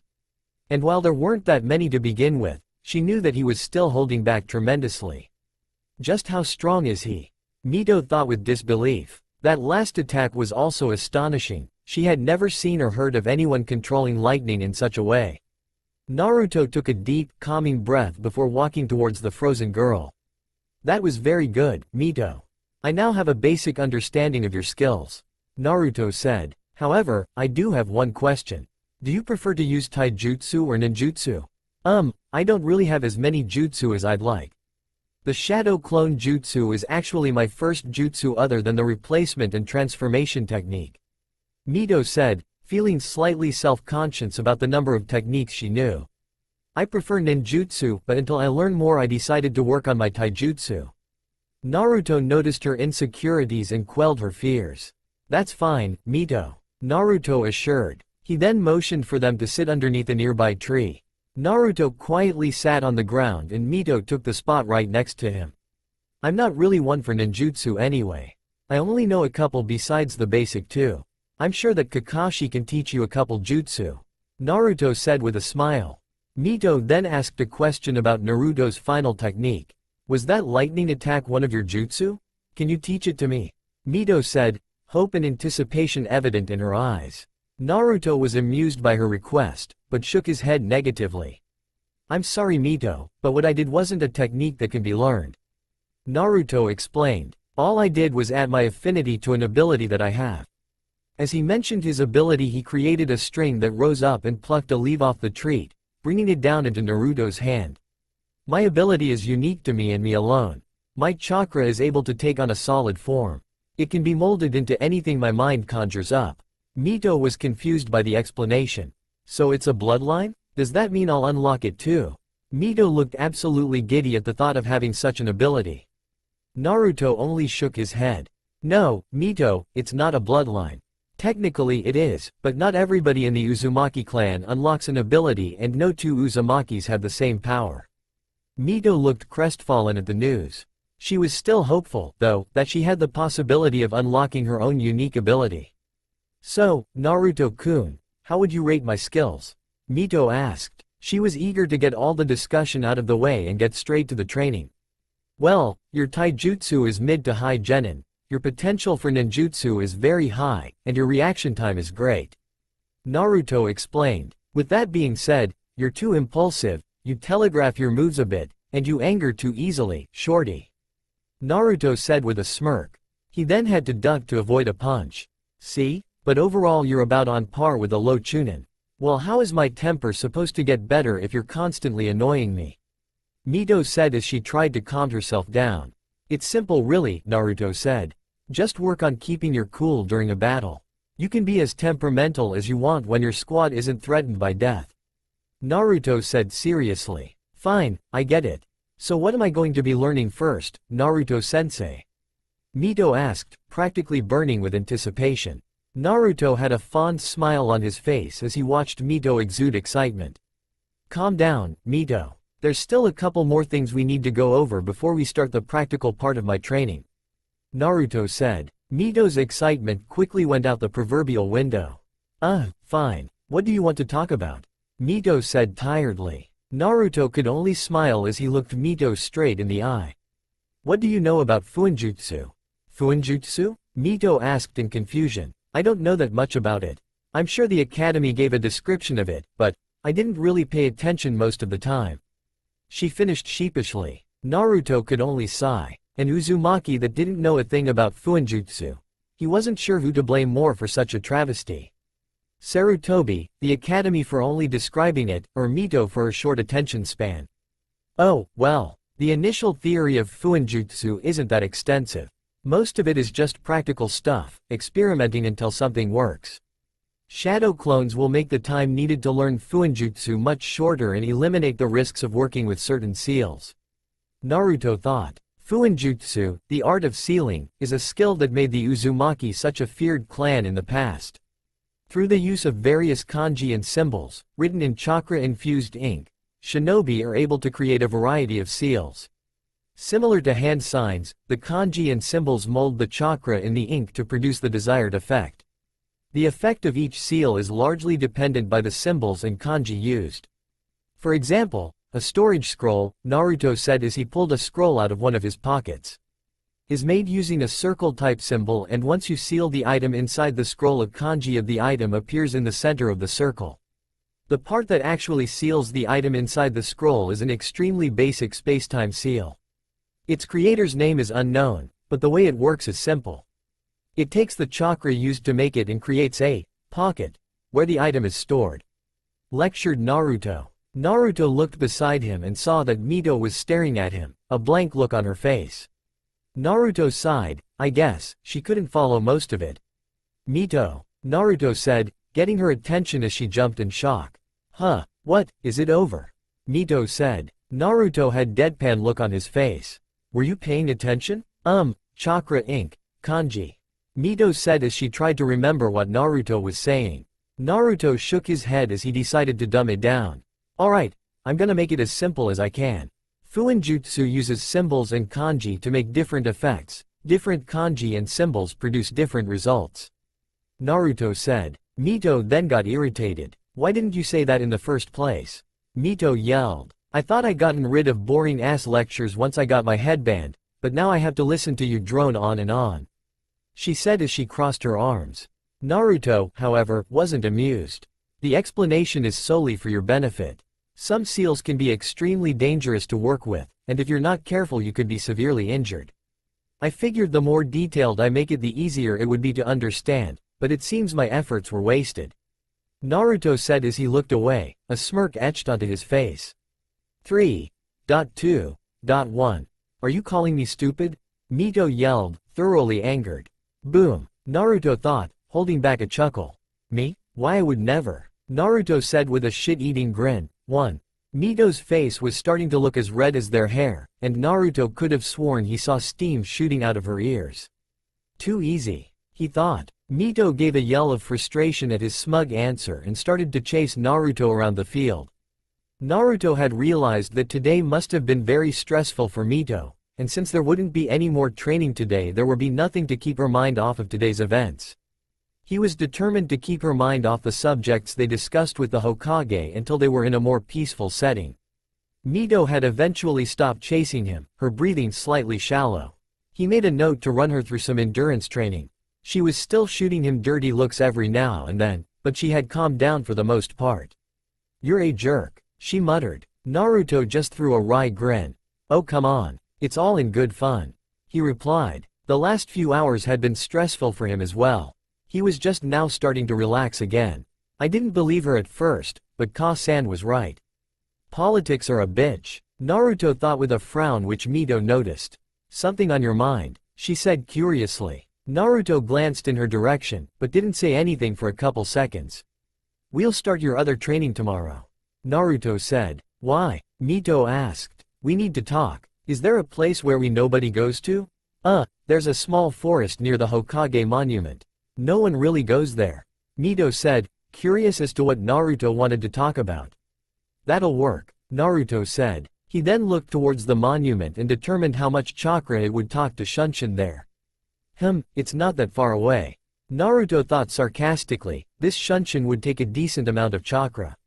Naruto then put a hand on Mito's shoulder and the two vanished in a plume of smoke. Before Mito knew what was going on, they were at the base of the forest she spoke of. She gave Naruto an eager look. Will I be learning that? She asked hopefully. Of course, it's a convenient skill to have. It gets you from point A to B quickly. Although the amount of chakra used depends on the distance between the 2 points, Naruto said. Naruto and Mito then walked towards the edge of the forest. Naruto took a seat underneath one of the large trees and Mito sat next to him like she did in the training ground. So what did you want to talk about? Mito asked curiously. Naruto was trying to think of ways to ease into the topic he had in mind, but was drawing a blank. He then decided to just be straightforward. I'm just curious about how you're handling everything that you learned today, Naruto said. Naruto was concerned for Mito. She had just learned that she had some family left, and she learned that the person who sealed the Kyuubi into her was her own father. She doesn't know that I know about the Kyuubi, but I'm sure she'll tell me eventually. Naruto thought confidently. Mito suddenly frowned, pulled her knees to her chest. Her hood shadowing her face slightly. I'm still kinda stunned, y'all, no? Mito said as she hugged her knees. It's a lot to take in. Don't get me wrong, I'm happy to find that I have family left. I just wish that the old man told me sooner. Mito was still upset that the Hokage had kept secrets from her for her entire life. Naruto sighed before answering. I don't really agree with what he did, but his intentions were in the right place. Naruto said as he looked past the edge of the mountain and at the bustling village. Still, I'm just glad that I met you. Mito said with a smile as she looked at Naruto. Naruto returned the smile before replying. Yeah, it's great to meet another of the clan. Naruto said. For the longest time I thought that I wouldn't meet any other Uzumakis. What about your parents? They were both Uzumaki too, right? Yeah, both were pure-blooded Uzumaki. What was it like? Mito asked quietly. What was what like? Naruto asked, not fully understanding the question. Growing up with parents. Mito clarified in the same voice. Realization dawned on Naruto then. A fond smile grew on his face as he thought of his parents. It was okay, I guess. Naruto said. We had our ups and downs, and we were mostly in hiding while I was growing up. Why was that? Like I told the Hokage, most of the Uzumaki clan had fled to Kiri. That's where I was born. When I was 10, the Mizukage started the bloodline purges. The Mizukage had everyone in Kiri believe that bloodlines depicted tainted blood and that the clans were monsters. Mito clenched her hands at that. She'd been dealing with that sort of treatment for her entire life, so she knew how hard it must have been for those people. My parents had been training me to defend myself since I was 5. Once the purges started 10 years later, my parents decided that we would travel the elemental nations like our ancestors. They did this so I would get more experience, and so that I could learn from anyone willing to teach. What was it like traveling the elemental nations? Mito said, enthralled by his tale. A curious one, aren't we? Naruto asked rhetorically. Mito slapped him on the arm in response to his goading. Geez, no need to be so violent. It's just an observation, Naruto said as he pretended to rub his arm in pain. Mito just gave him a sour look. Keep telling the story, Mito said childishly. Fine. Naruto took a pause to gather his thoughts. Traveling around was difficult, especially for a couple who was taking care of a toddler. Even if that toddler was able to defeat a Chunin. We saw many places like the waterfalls surrounding Takigakure, the Kumo mountain ranges, and the deserts in Kei's no Kuni. The desert was not fun, by the way. Sandstorms are a bitch to travel through. Naruto said as he remembered the one irritating night he and his parents had been caught in a sandstorm. Your parents trained you so well you were able to defeat Chunin when you were 5. Mito asked, awed at both his ability and his parents' skills in teaching. If he's even half the sensei they were, then I'll be kicking ass in no time. Mito thought, absolutely giddy. Yeah, they were great teachers, and even greater parents. Naruto missed his father, and he hadn't seen his mother since they parted a month ago. That reminds me, I need to get in touch with Ka-san. If I send a message today by summon, she'll be here sometime this month. Naruto thought. What were your parents like? Mito inquired. They were amazing. My mother, Rei Uzumaki, is a very caring and gentle person. Although, you wouldn't be able to tell by meeting her. That was a side of her that only family and close friends saw, but don't worry. I'm sure that she'll absolutely love you. After all, she always wanted a daughter, and you both have huge tempers. Naruto said with a grin. Shut up, Mito shouted. I know I have a temper, you don't have to constantly remind me. Mito then took a couple breaths to calm herself down, and once she had done so she resumed her questioning. What about your father? What was he like? My father was a great man. He was very laid back and tended to be sarcastic at times, something that greatly annoyed my mother. He also loved to mess with people. As a shinobi he was very taijutsu orientated, so he influenced my fighting style the most. He helped me create the style that I use now.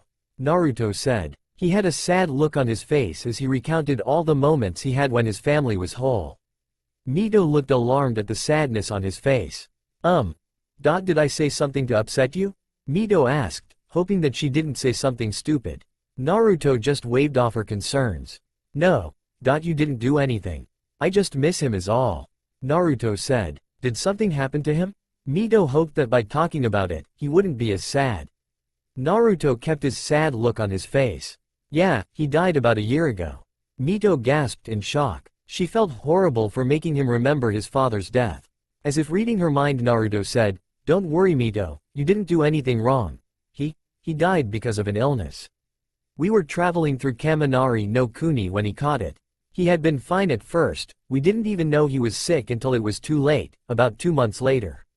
The disease was native to Kaminari no Kuni and it was said that 1 in every 500 people contract the disease.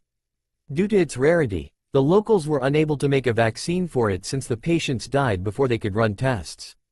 The only reason my father so long without showing symptoms is because Uzumaki have a greater immune system. That's one of the reasons we are able to live well into our hundreds.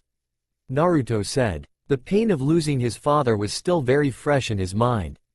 I'm sorry, Mito whispered. Naruto shot her a dry look.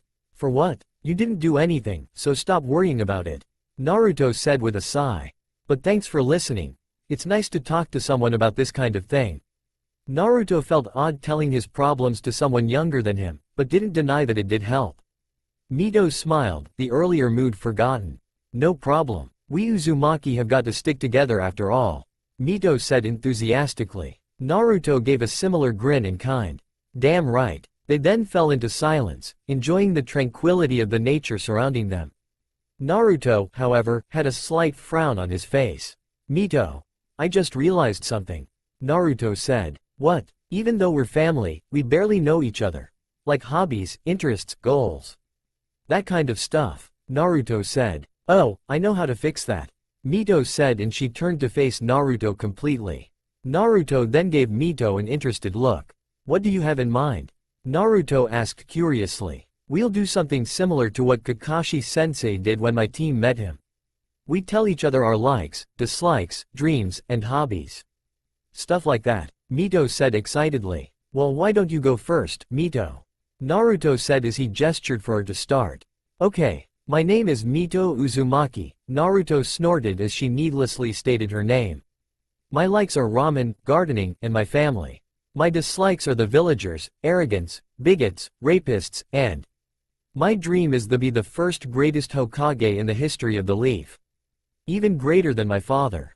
My hobbies are gardening, training, and pulling pranks on the stupider villagers. Mito kept the same enthusiasm in her voice the entire time she was talking.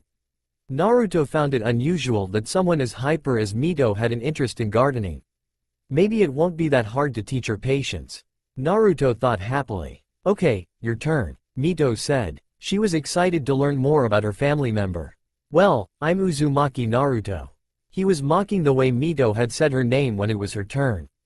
She didn't find it funny if the scowl was any indication. My likes are fuinjutsu, taijutsu, learning new taijutsu moves, training, and my family. I also like to meditate and coming up with new seals. Naruto then paused and his eyes gained a determination that Mito had never seen before. My dream for the future is to one day see the Uzumaki clan rise back to its former glory. Naruto had stated his dream with such passion, such fervor, that Mito had no doubt that he would succeed. She also wanted to her clan be resurrected, but her focus right now was on becoming Hokage. She was shaken from her thoughts when Naruto continued. My other dream is to bring peace to the shinobi world. This completely stumped Mito. Peace? She asked. Is that even possible in our world, Naruto-kun? Mito had heard many stories about the cruelties of the shinobi world. She thought that the idea of peace was a little far-fetched. Naruto wasn't deterred by her doubt. I believe it is possible, Mito. There's so much grief and death that surrounds our world that could easily be avoided. If everyone could just put aside their differences and petty grudges, then they could see that each person is no different than the last. If everyone could understand that, there wouldn't so much conflict. My mother believes in this dream and I am determined to make it a reality in honor of my father, who is unable to see it. I want to be able to meet him in the afterlife and tell him that I made his dream a reality. Naruto said. Mito was actually tearing up a bit after hearing his speech. Any doubts about his dream were swept away by his inspiring words. She wanted to help him achieve his dream. And I'll help you reach your dream, Naruto-kun. Mito said with a grin that could light the night sky. Naruto was happy that he could convince someone that peace wasn't out of reach. Now I just have to convince the rest of the world. Naruto thought tiredly. He looked at Mito and couldn't help smiling back. One step at a time, I suppose. Thank you, Mito-chan. I'm sure you'll be a great help. Naruto said as he fondly put his hand on her head. I'll also help you with your dream. When I'm through with you, you're so close to being Hokage that you'll be able to taste that hat. He finished with a grin. The two stayed on the mountain, Naruto telling tales of his travels. Soon enough, the sun started to set and they decided to get some dinner before parting ways. Mito suggested they go to a ramen stand that she frequented and Naruto agreed. He hadn't had ramen in a while, so he was looking forwards to indulging in one of his favorite foods. The stand was located on the main road of the village, so Naruto just shunshined both him and Mito into the middle of the street. From there, the two walked to where the stand was located. Eventually, Naruto saw the small stand that had a sign that said, Ichiraku Ramen. From the outside the stand looked quite plain, but Naruto's opinion quickly changed once they sat down in front of the counter. The stand had a homey feel to it and the only employees behind the counter were a middle-aged man and what looked to be his daughter. The girl looked to be about Naruto's age, give or take a few years, and had long brown hair and equally colored eyes. She was wearing a white robe and her hair was held back by the bandana that she wore. Her name was Ayame Ichiraku, daughter of Tuchi Ichiraku. The waitress visible brightened when she saw Mito walk in and take a seat. She also noticed the boy that she was with sit down on the adjacent stool. She wondered who he was and why he was with Mito. Maybe they're on a date. She thought with a giggle. He's a bit older than her, but who cares?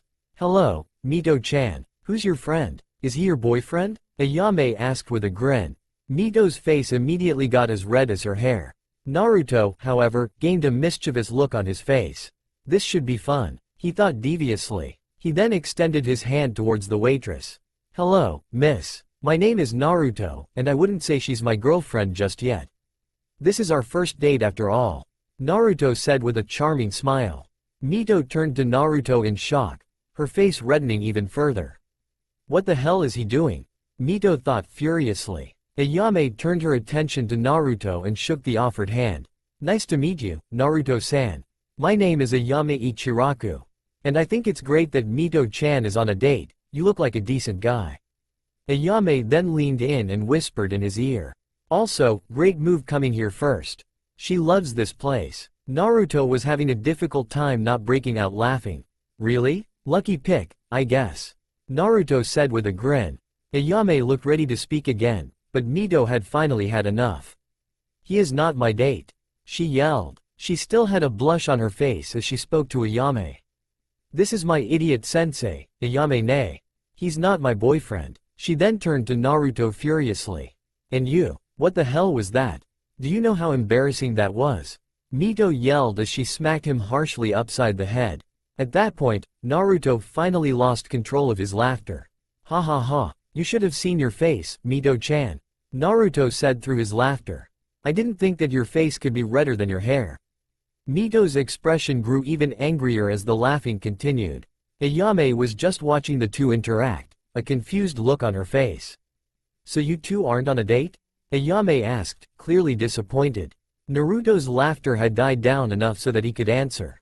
He. No, we're not. I am her new sensei. Naruto said. Ayame was still confused. But I thought Mito-chan already had a sensei. Ayame said as she looked at the mentioned girl. She does, but I asked the Hokage if I could train her as well and he agreed. Naruto said. The answer was good enough for Ayame, who then took their order. Oh, okay. So, what will you two have? Ayame said as she took out a pen and paper. Mito answered first. I'll take the usual, Mito said with a big smile and Ayame wrote it down. Okay, 5 bowls of miso ramen, she said as she writes. She then turned to Naruto. And what will you have? Naruto took a few seconds to look at a menu they had that listed all the flavors they had. I'll have 2 bowls of beef ramen. Ayame wrote down his order and took both orders to her father, who was in the back cooking. Naruto then asked what was on his mind. Ayame ne. Naruto questioned Mito, who looked startled by the question. Her face then turned into a happy smile. Yeah, I came here all the time when I was younger. Eventually I came to think of them as family. Mito exclaimed. I'm also their #1 customer. Mito stated proudly. You must really love ramen. Naruto chuckled. It's one of my favorites as well, but if your usual is 5 bowls then you have me beat. Naruto said. Ramen is great, isn't it? Mito asked happily. So, have you decided on what you're going to teach me, Naruto-kun? Naruto hummed for a second before answering. Well, you said you were more into jutsu, but I'm not sure I'll be able to teach you much in that regard. I only know a couple that aren't taijutsu related. I usually just use my chakra to attack and defend, but there are a few situations where I need ninjutsu. Naruto explained. You'll be learning taijutsu mainly from Kakashi. From me, you'll mostly be working on physical stuff and fuinjutsu. But you will still be teaching me the shunshin, right? Mito asked hopefully. Of course. Like I said, it's a useful skill. Especially in battle. Naruto said. You can use it in a fight? Mito asked, confusion written on her face. Yep. Mito frowned when he didn't elaborate. How? Mito asked, her tone slightly irritated. Well, you would use it the same way you would if you were just traveling from place to place. Through the use of chakra one is able to enhance their body to move at extreme speeds. Most people use smoke, or something similar, to mask their movements. In battle, however, most usually forego using smoke. The shunshin is good for catching your enemies off guard. Naruto explained. Even if you know the technique, you shouldn't slack off on your speed training. If your base speed is higher, it makes the shunshin more effective, too. Their conversation was put on hold by the numerous bowls being placed in front of them. They spent the next couple minutes eating their respective meals with bits of conversations thrown in. While taking a bite of her ramen, Mito had remembered that Naruto had said something about an exam back at the old man's office. I don't think I could take another exam so soon. Mito thought worriedly. She had only been a genin for a few weeks. Naruto-kun? Mito asked, gaining her fellow redhead's attention. He turned to her, noodles hanging from his mouth. He quickly ate them before answering. Yes, Mito-chan? He replied. Back in the old man's office you said something about exams. What exams were you talking about? Mito asked, somewhat nervous. Oh, those. The exams I was talking about are the Chunin exams. Naruto said simply. Chunin exams? The Chunin exams are a biannual event that help the villages that participate determine if the genin that are in the exams are ready to become Chunin. Each village takes turns in hosting the event, and that village often has the most genin participating, 3. How long until the next exam? Mito was wondering how long she had to prepare. About 4 months, and they will be held in Konoha this time around. Don't worry, I'll make sure that you're more than ready for them. Naruto said confidently. But how do you know about the exams if you aren't part of a village? Mito asked. The family had kept loose tabs on each of the villages to make sure we weren't in any danger. We weren't sure what any of the villages that destroyed Uzushio would do if they discovered that there were Uzumaki left. They were that determined to wipe us out. We only heard minor things about each village, but the Chunin exam is a very popular source of entertainment among civilians. They even grabbed the attention of many daimyos and other important people.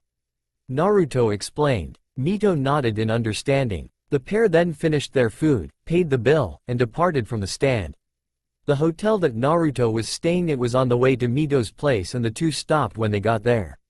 Alright, Mito-chan, time to call it a day. What time does your training with Kakashi-san start? Naruto asked so he knew when to show up. Kakashi-sensei tells us to be at the training ground at around 9 in the morning, but he's usually late by 3 hours.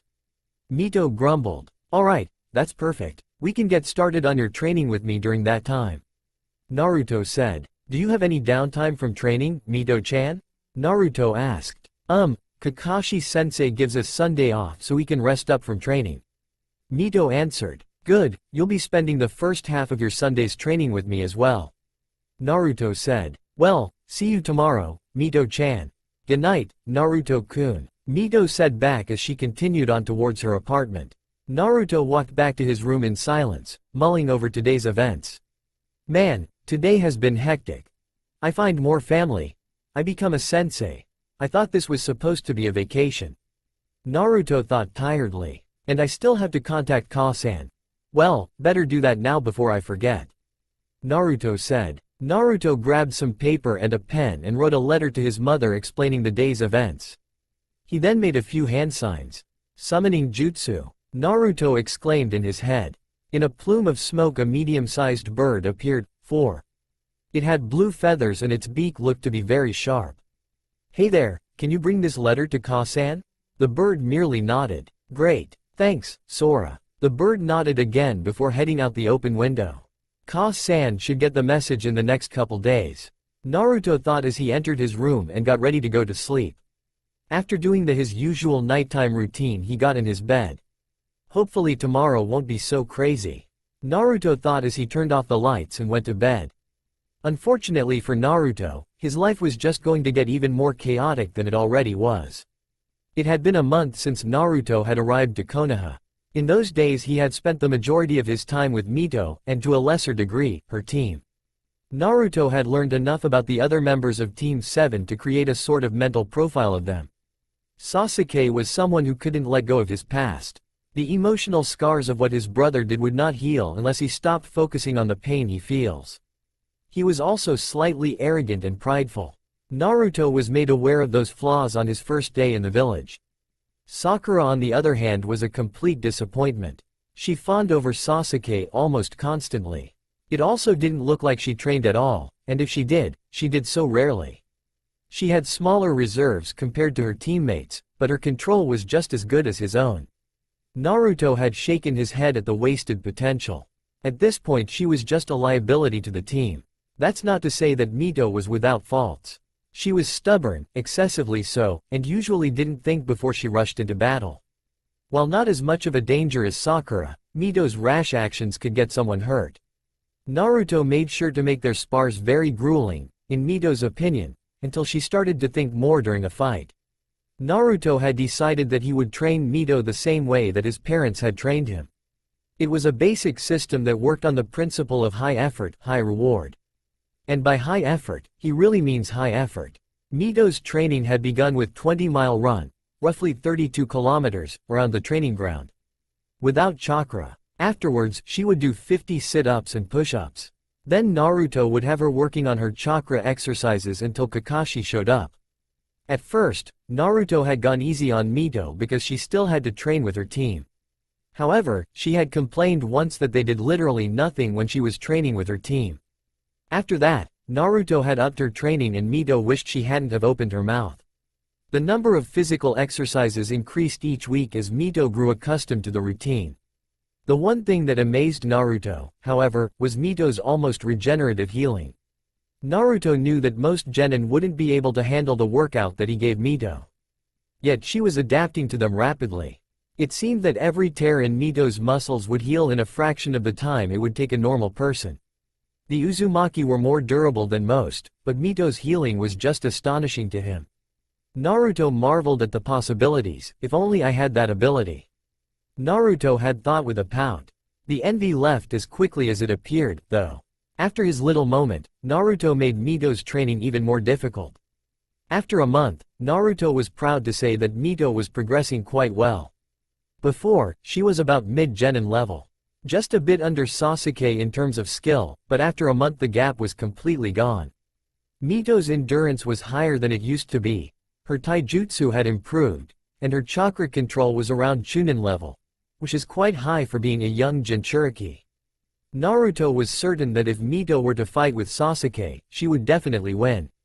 Once Kakashi arrived to train the team, Naruto had most of the day to himself.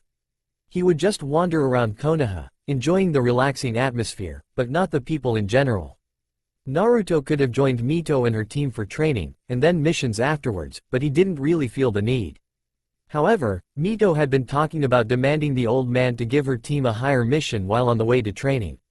Naruto had decided to see how the conversation would go. He was sure to get a few laughs from it. After training Mito's team training, if it could be called that, Kakashi had led the group to the Hokage Tower, Naruto following behind. They entered the building and the group walked up to the front desk. Mito seemed to shrink into herself a bit, something that Naruto frowned at. Team 7 here to request a mission, Kakashi stated, not bothering to look up from his literature. The woman at the front desk offered a small smile and gave her reply. Hokage-sama is helping with the missions today. If you want one you'll have to go to him. Alright, Kakashi said, nose still buried in his porn. He then motioned for his team and guest to head upstairs. They knocked on the office door and were granted permission to enter. Once inside, the group saw the elderly Hokage sitting behind a desk filled with mission scrolls. Ah, Team 7. Dot and Naruto-san, here for your regular D-rank mission. Hiruzen asked as he began to sift through the pile of scrolls labeled by the letter D. No way, old man. I'm tired of these stupid missions. They shouldn't even be called missions. Mito yelled, her temper flaring. They're nothing but chores that people are too lazy to do. Can't we get an actual mission? Hiruzen was not surprised by her outburst. For the past month he had seen her getting increasingly irritated by the so-called missions. Perhaps he could give her a more difficult mission. It's the least I could do to make it up to her. Hiruzen thought. He then took a minute, pretending to think about the decision. Alright, Mito. I'll give your team a tougher mission, but I need you to know something. I know that the D-rank missions are nothing but glorified chores. However, because of the vast number of them, they provide a steady income for Konoha. Without them, we wouldn't be as well off as we are. Hiruzen explained as he picked a C-rank scroll from its respective pile. He then motioned for his aide. Please send in Tazuna-san. The aide nodded and quickly left. Naruto was slightly surprised. He hadn't expected the old coot to cave that quickly. Must be trying to get back her trust. Hey, I don't think it works like that, old man. Naruto thought with a snort. Naruto went to take a deep breath, but his nose was assaulted by the stench of alcohol. Who the hell drinks at this fucking early? Naruto thought in disgust. He wasn't a fan of alcohol. He had heard the stories. Hangovers, waking up in some random location, not remembering what you did last night. No thank you. Team 7, this is Tazuna-san, a bridge builder from the land of waves. He had contracted us to escort him back to his home and protect him from any bandits until his bridge is finished. Hiruzen said. Tazuna looked at Team 7 and then took a swig of his jug of alcohol. I pay you guys, and you give me fucking kids for protection. What kind of bull is this? Tazuna said, obviously not happy with his escort. Kakashi was quick to put the man's fears to rest. Relax, if we get into any trouble then I'll keep you from dying. I'm a Junin after all. Kakashi said. Mito then took the time to add her input. Yeah, and Naruto-sensei, will be there too. She was cut off, however, by Hiruzen. I'm sorry, Mito, but Naruto cannot go with you. He said as he lit his pipe. Mito was now thoroughly confused. What? But why? Mito said. Why can't Naruto-kun come with us? Mito thought with a frown. She had grown accustomed to him always being around. He was probably her best friend, when they weren't training of course. During training he was a complete slave driver. As much as I'd like to send him, he is not a ninja of this village. Civilians cannot interfere with missions, and technically Naruto is a civilian. Hiruzen explained. Mito then got a sad look on her face, but her attention was diverted to the hand that was placed on her head. It's okay, Mito-chan, I understand. Besides, I'm more than confident that you can handle any stupid bandit that crosses your path. Naruto assured the girl. I have to wait for my mom to show up anyway. She'll be here any day now, and it wouldn't be good for her to arrive only to find out I'm out of the village. You'll be able to meet her once you get back. Naruto said with a smile. Okay, Naruto-sensei, I won't let you down. Mito said with a grin. Alright, you three, go home and pack for about. Kakashi stopped and looked towards Tazuna. How long until your bridge is finished? About a month. Pack a little over a month's worth of supplies. Meet at the east gate in 30 minutes. Kakashi finished as his team nodded and headed out the door. The genin quickly left to pack, but Mito stopped at the door. I'll see you in a month, Naruto-kun. Mito smiled as she exited the office. Naruto returned the smile and nodded his head. She's taken quite a shine to you, Naruto-san. Hiruzen noted. The smile on Naruto's face grew a bit as he turned towards the aged leader. Yeah, hopefully her mission goes smoothly. Naruto said as he headed towards the exit, intent on going back to his hotel. Once he was there, he went over to his traveling bag and pulled out a notebook. The notebook was where Naruto kept all his ideas for new techniques and seals. Naruto sat down in a chair and spent the next couple hours jotting down stuff in his notebook, brow furrowed in concentration. After the fourth hour of writing, Naruto was broken from his writing frenzy by a popping noise. He looked over at the bed and noticed one of his mother's bird summons. He also noticed that it had a letter was tied to its leg. Naruto got up from his seat and walked towards the summon. Once the letter was taken, the bird nodded its head and dismissed itself. Naruto sat on the bed and opened the letter. Dear Naru-kun, I'm at the south gate. Naruto just snorted at the letter. Short and to the point as always, Ka-san. Naruto then left his hotel room and headed towards the gate his mother was at. With Mito, Mito quickly rushed back to her apartment and started to get ready for the mission. She gathered some extra clothes, her canteen, some kunai and shuriken, and some ration bars. They taste gross, but they get the job done, Mito thought as she frowned at the bars. She then grabbed a sealing scroll that she had prepared beforehand and sealed everything into it. Afterwards, she went to the gate to meet her team. Once at the gate, Mito noticed that she was the only one there. Deciding to relax, she sat down against the gate. Around 20 minutes later, she saw her teammates walking her way. Kakashi and Tazuna arrived shortly after. Mito, where are your things? He asked, seeing no bag on her person. I put everything in a sealing scroll. Mito replied as she gestured to the scroll strapped to her belt. I see. So, are we all ready to go? Kakashi asked, reading his usual book. At his genin's nods, he started to walk out the gate. The group walked in silence for a while before Sakura asked a question. Tazuna-san, does Wave have any ninja?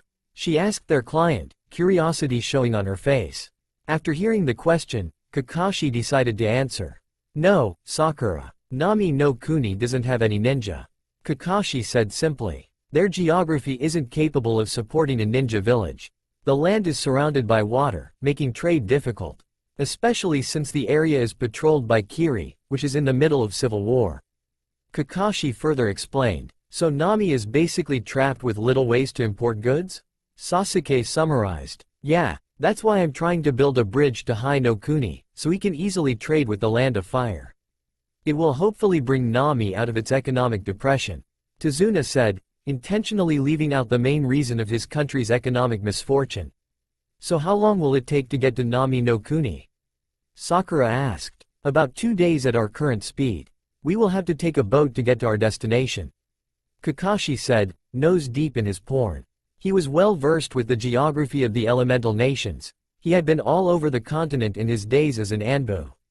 The group walked for another 4 hours before Kakashi noted a small puddle on the side of the road. It hasn't rained in over a week. Who do these guys think they're kidding? Kakashi thought with a sigh. He looked over at his genin to see if any of them noticed as well. He saw that, surprisingly, only Mito seemed to notice. That Naruto person must have something to do with it, too, he thought absent-mindedly as he drifted to the back of the group. Time to give them a little test. Kakashi finished his inner monologue as he prepared a replacement jutsu. As the group walked past the puddle, 2 unknown ninja burst from the puddle and wrapped Kakashi in chains. The remaining members of the escort looked behind them, only to stare in shock as Kakashi was shredded to pieces. The genin could only watch as their sensei was brutally killed, unknown to the fact that it was only a minor genjutsu that Kakashi had placed on a log. Naru was the first to snap out of her stupor as she threw multiple shuriken in the enemy's direction. The 2 ninjas separated and tried to rush her, but they were stopped when a kunai pinned their chain to a tree. The 2 stopped and looked towards Sasuke, his arm still outstretched from his throw. The assailants detached the chain and ran towards the genin, brandishing the wicked-looking claws on their arms. Mito readied her own kunai and waited for her opponent to come closer. Quickly getting in front of her, the assassin swung his clawed hand at the genin. This was dodged, however, as Mito stepped to the side and swung her own weapon. Her attack was similarly blocked as he raised his arm, which had metal plating on the side. Mito then had to jump away to avoid a kick to her side. She then made the hand sign for her favorite jutsu. In a plume of smoke, 5 shadow clones appeared. Each clone took out a kunai and rushed at the enemy. However, if one were to look closely, they could see a small piece of paper on one of the clones' kunai. 4 of the clones were taken out without much trouble, but as the enemy blocked a slash from the last clone he noticed the kunai. His eyes widened as he looked at the explosive tag that was about to detonate. Shit, he thought before he was enveloped in a moderately sized explosion, not having enough time to do a replacement. The explosion blasted him into a tree, and was unconscious before he hit the ground. 3. Mito had a satisfied smile on her face as she turned towards Sasuke and his opponent. She saw that Sasuke was having a little more trouble with his opponent. Her eyes widened when she saw Sasuke be knocked away. Using the opening, the second assassin rushed towards Sakura and Tazuna. Mito cursed as Sakura froze up. She was too far away to get to her in time. Sakura seemed to snap out of it, however, and raised a kunai defensively. Just before the enemy reached the two, Kakashi appeared in a shunshin and chopped him in the neck, sending him into unconsciousness. The genin all exhaled varying sized sighs of relief. Kakashi-sensei, you're okay. Sakura exclaimed in relief. Kakashi gave her an eye smile. But the smile quickly left as he gave Tazuna a stern look. So Tazuna-san, looks like you have some explaining to do. Kakashi said to the sweating man. What are you talking about? Tazuna replied nervously, hoping his innocent act worked. There's no point lying, Kakashi said. Those two were obviously after you. If they were trying to kill us, the last one would have killed Sasuke before heading towards Sakura. Tazuna was thinking rapidly to find a decent argument, but decided it was pointless. Alright, that you found me out. Tazuna said with a heavy sigh. This isn't just an escort. There's also another reason for Nami's economic crisis. A man named Gato has basically taken over Nami no Kuni. Gato? As in the shipping tycoon? Kakashi asked dubiously. Yes. That bastard has bled Nami dry. Even the daimyo has little money. Gato views the bridge as a threat to the monopoly he has created, and is hiring assassins to kill me. Tazuna explained. That would explain why the Oni Kyodai attacked us. Kakashi said. However, you lied about the mission. It is well within our rights as shinobi of Konoha to turn around and leave you here. After hearing Kakashi's words, Tazuna grew desperate. Please, you can't just leave me here. If you leave, I'll surely be killed. And if I'm killed, the people of Nami will hate Konoha, especially my daughter and my little grandson. Tazuna pleaded, blatantly guilt-tripping the ninja. Kakashi, who had started to head back to Konoha, stopped after hearing the man's begging. For the love of, Kakashi thought. He then turned to his genin. What do you guys think? He questioned. Mito was the first to answer. I'm staying. He needs help, and Konoha already took his money. If his country is as poor as he says, then he won't be able to get more protection. Besides, it would look bad if we just left on our first real mission. Mito said. Sasuke and Sakura both refused to leave, making Kakashi sigh at his student's stubbornness. These kids will be the death of me. He thought with a sigh. Fine, we're staying, but I'm calling for backup. The Demon Brothers were C-rank criminals. Gato would surely have hired more muscle if they failed. Hopefully the backup will arrive before we run into more of Gato's assassins. Kakashi said as he summoned his fastest dog to send a message to the Sandame. Once the message was sent, the group set off for Nami no Kuni. With Naruto. As Mito and her team were leaving the village, Naruto headed towards the south gate. When he got there, he saw his mother waiting for him patiently as she sat on a bench. She had a neutral expression on her face as she looked at the village. However, her eyes visibly brightened when she saw him approaching the gate. Sochi-kun, Rei exclaimed as she ran towards her son, and enveloped him in a hug. Naruto just chuckled at his mother, returning the hug. Despite being a little under 40, Rei didn't look a year over 20. If anyone were to look, they would think that they were siblings. The only noticeable difference in her age was the minute wrinkles that gathered at the corners of her mouth. Rei was wearing a modest blue long-sleeved shirt and a black skirt that went down to her knees. She was also wearing black slippers. People wouldn't be able to tell she was a shinobi even if they tried. It's good to see you, Ka-san. How was the festival? Naruto said as they started to wander through the village. It was good. It was a fun break. There were a lot of casinos in the town, though. Rei said, a small smile crossing her face. Oh, how much did you make? Naruto inquired. Not much. Let's just say there are fewer casinos in that town now. Rei said with a small smirk as she patted a scroll in her pocket where she sealed all her winnings. Naruto just laughed at his mother's words. This wasn't an uncommon thing with his family. Whenever they were short on cash, they would just clean out the closest casino and disappear before any of the thugs caught them. Lady Luck favored the Uzumakis, it seemed. That much, huh? Looks like money won't be an issue for a while. Naruto laughed. His demeanor then turned somewhat serious. So, you read my letter. What do you think? Rei was silent before a smile appeared on her face. I can't wait to meet her. If she really is Kushina-sama's child, then she will be the future head of our clan. 4. I will also have to make sure that she is well versed in politics. Rei said as a frown grew on her face. If what you say is true, there will be a lot of people that would oppose her being on the council. True, but I'm not all that worried. I'm sure she'll be able to handle them. Naruto said offhandedly. The two then spent the next couple hours walking around the village, making idle chatter. They eventually decided to get something to eat. So, Sochi, do you know a good place to eat around here? His mother asked. Yeah, there is this place that Mito and I would go to after training called Ichiraku's. Naruto said as he led his mother to the stand. Once the two got to the stand and took a seat, they were greeted by Ayame. Hello, Naruto-san, Ayame said as she greeted her friend. Hey, Ayame-san, Naruto replied. He then turned to his mother. This is Ayame Ichiraku, her father owns this stand. Hello, Ayame-san, my name is Rei, I'm Naruto's mother. Rei said as she extended her hand in a friendly gesture. She may be cold to people, but she was sure as hell going to be polite about it.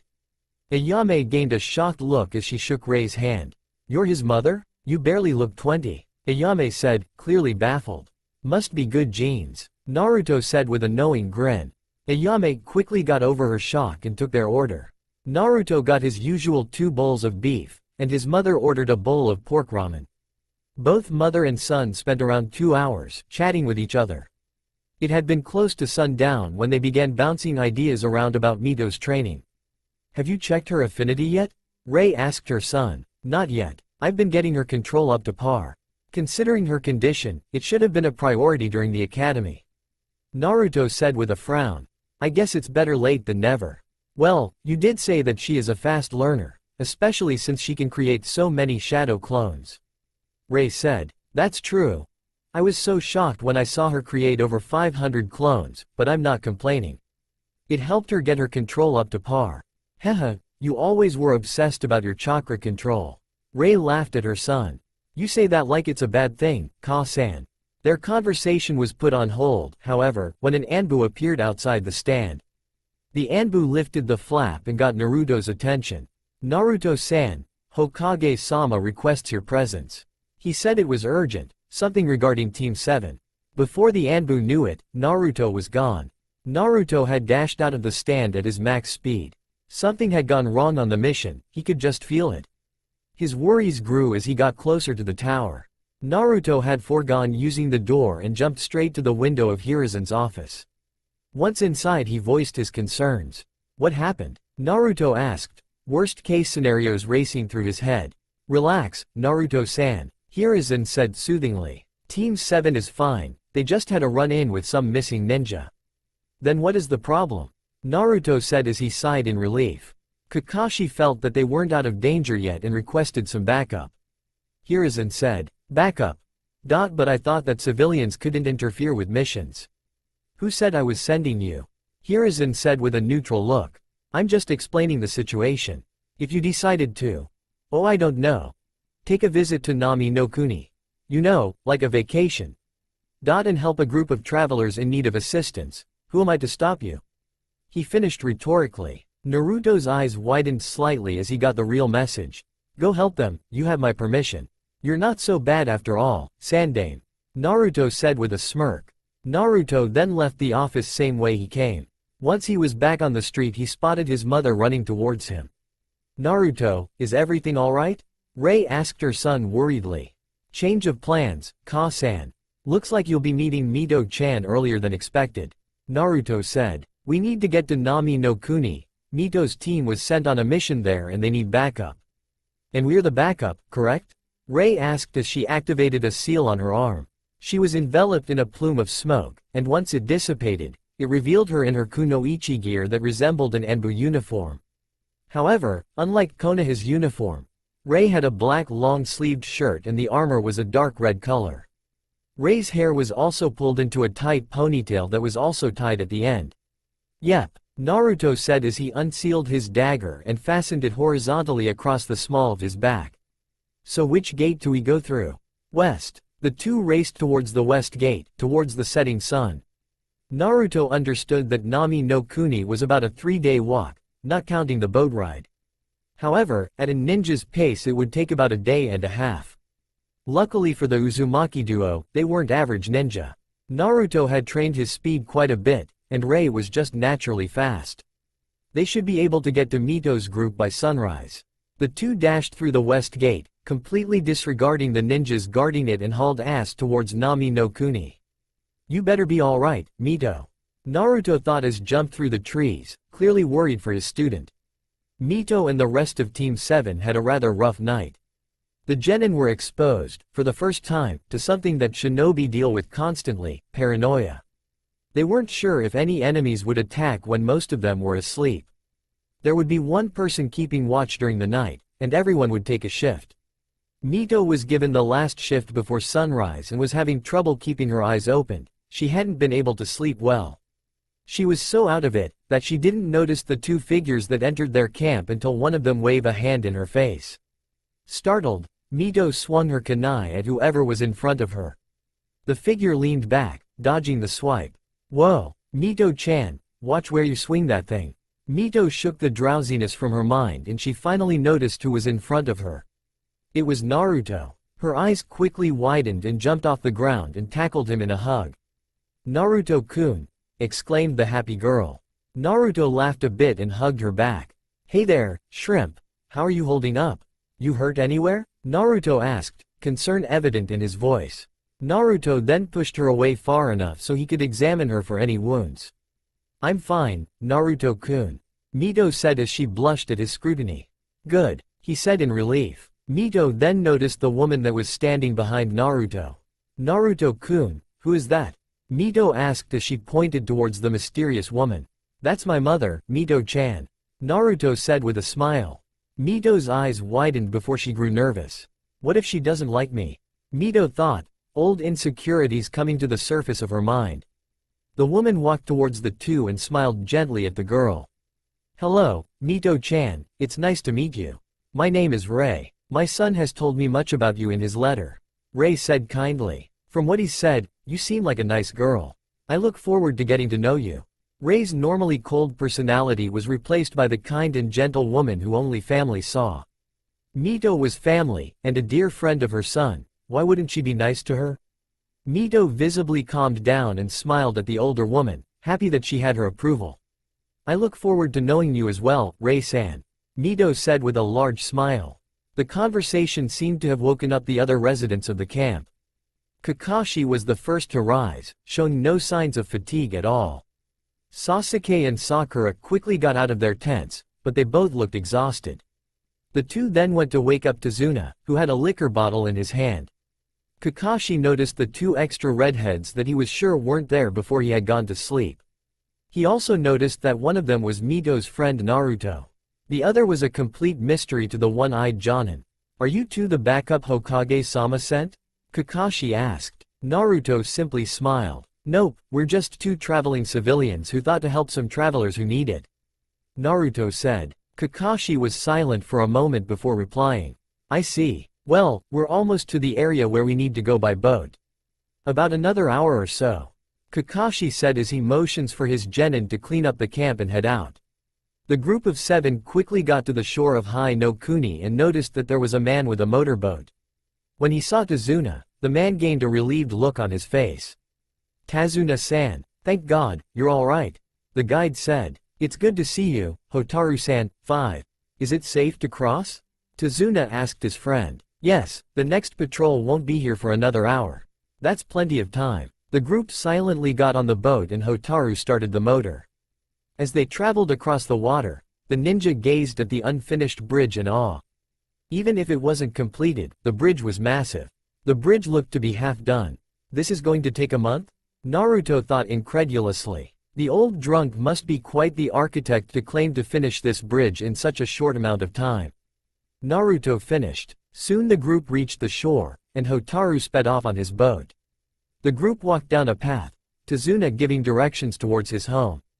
Naruto was getting more tense with each passing moment. Mito had explained the fight that she was in, and while he was proud of her quick thinking, he was sure that the next assassin would be tougher. This guy must be waiting for us to drop out guard since we're almost at Tazuna's house. And the mist is getting thicker. There's also a faint amount of chakra in the air, I almost missed it. Naruto thought, if it's who I think it is, I better get ready. We're in his turf. Naruto then motioned for Mito to be on guard. He didn't bother notifying his mother, he was sure she already knew. She was a better sensor than him after all. Kakashi also looked tenser than usual. The ninja all jumped a bit when Mito threw a kunai towards a bush. A thunk was heard, and when Mito went to investigate they all saw a white rabbit with a kunai lodged into its skull. Mito grimaced as she dislodged the kunai from the dead rabbit. Naruto's eyes narrowed as he examined the carcass closer. A white rabbit in spring, I call bullshit. Naruto thought. His ears then caught the sound of a large object coming towards them at a high speed. Get down, Naruto yelled as he gathered a large amount of chakra around his hands. He then turned and stopped the object, a broadsword. The momentum behind the sword caused him to skid back a few feet. He was also experiencing a dull ache in his arms. Naruto wasn't given any time to rest, however, as he raised his foot to block a kick from his left, which he used to push himself away from the assailant. He let the chakra in his hands dissipate as he looked at the man in front of him. Zabuza Momochi, a ranked missing nin of Kirigakure no Sato. Naruto said, recalling the information the bingo book had on him. So you were hired by Gato? Hey, well aren't you a smart little brat? Zabuza said mockingly. I couldn't have asked for an easier job. Getting paid to kill a bunch of kids and an old drunk. The only challenge here looks to be Kakashi. Zabuza finished. Kakashi made a move to engage Zabuza, but was stopped by Naruto who gestured for him to stay back. Kakashi didn't appreciate the gesture, but relented. It would be a good way to learn what the so-called backup could do. He would step in if necessary. I think you'll find a decent challenge in me, Zabuza. Naruto said. Zabuza snorted, but decided to get the fight over with. Your funeral, kid. Zabuza then made a hand sign. Kirigakure no Jutsu. Mist started to form around the clearing, making it only possible to see a foot in front of yourself. Naruto quickly pulled out his dagger and blocked a slash from his right, reinforcing his arm with chakra. He pushed the giant sword away and lashed out with a kick, not really expecting to make contact, and heard his opponent jump away. It seems like Zabuza doesn't recognize me. Naruto thought with a small grin. Naruto then closed his eyes and began to focus on the sounds around him. He heard very faint footsteps coming in from behind him and silently created a lightning clone. He sent the clone towards where he heard the footsteps and heard the sound of electricity, followed by falling water. Water clone. Naruto thought before he ducked Zabuza's sword and lashed out with his dagger, slashing him across the chest. Once more, Naruto heard the sound of falling water and jumped onto the lake. By that time the mist was starting to thin out. Why does it feel harder to channel chakra through the water? Oh crap. Naruto thought as Zabuza burst through the water. Water prison. Zabuza EXLC aimed as he trapped Naruto in a sphere of water. The mist had cleared completely and the rest of the group could see Naruto trapped in the jutsu. By the looks of things, Rei had set up a barrier seal around herself and Tazuna. Smart thinking, Ka-san. Naruto thought. Naruto. Mito yelled, worried for her sensei. The other genin looked shocked, but not as much as Mito. Kakashi looked ready to step in, but Rei held out her hand.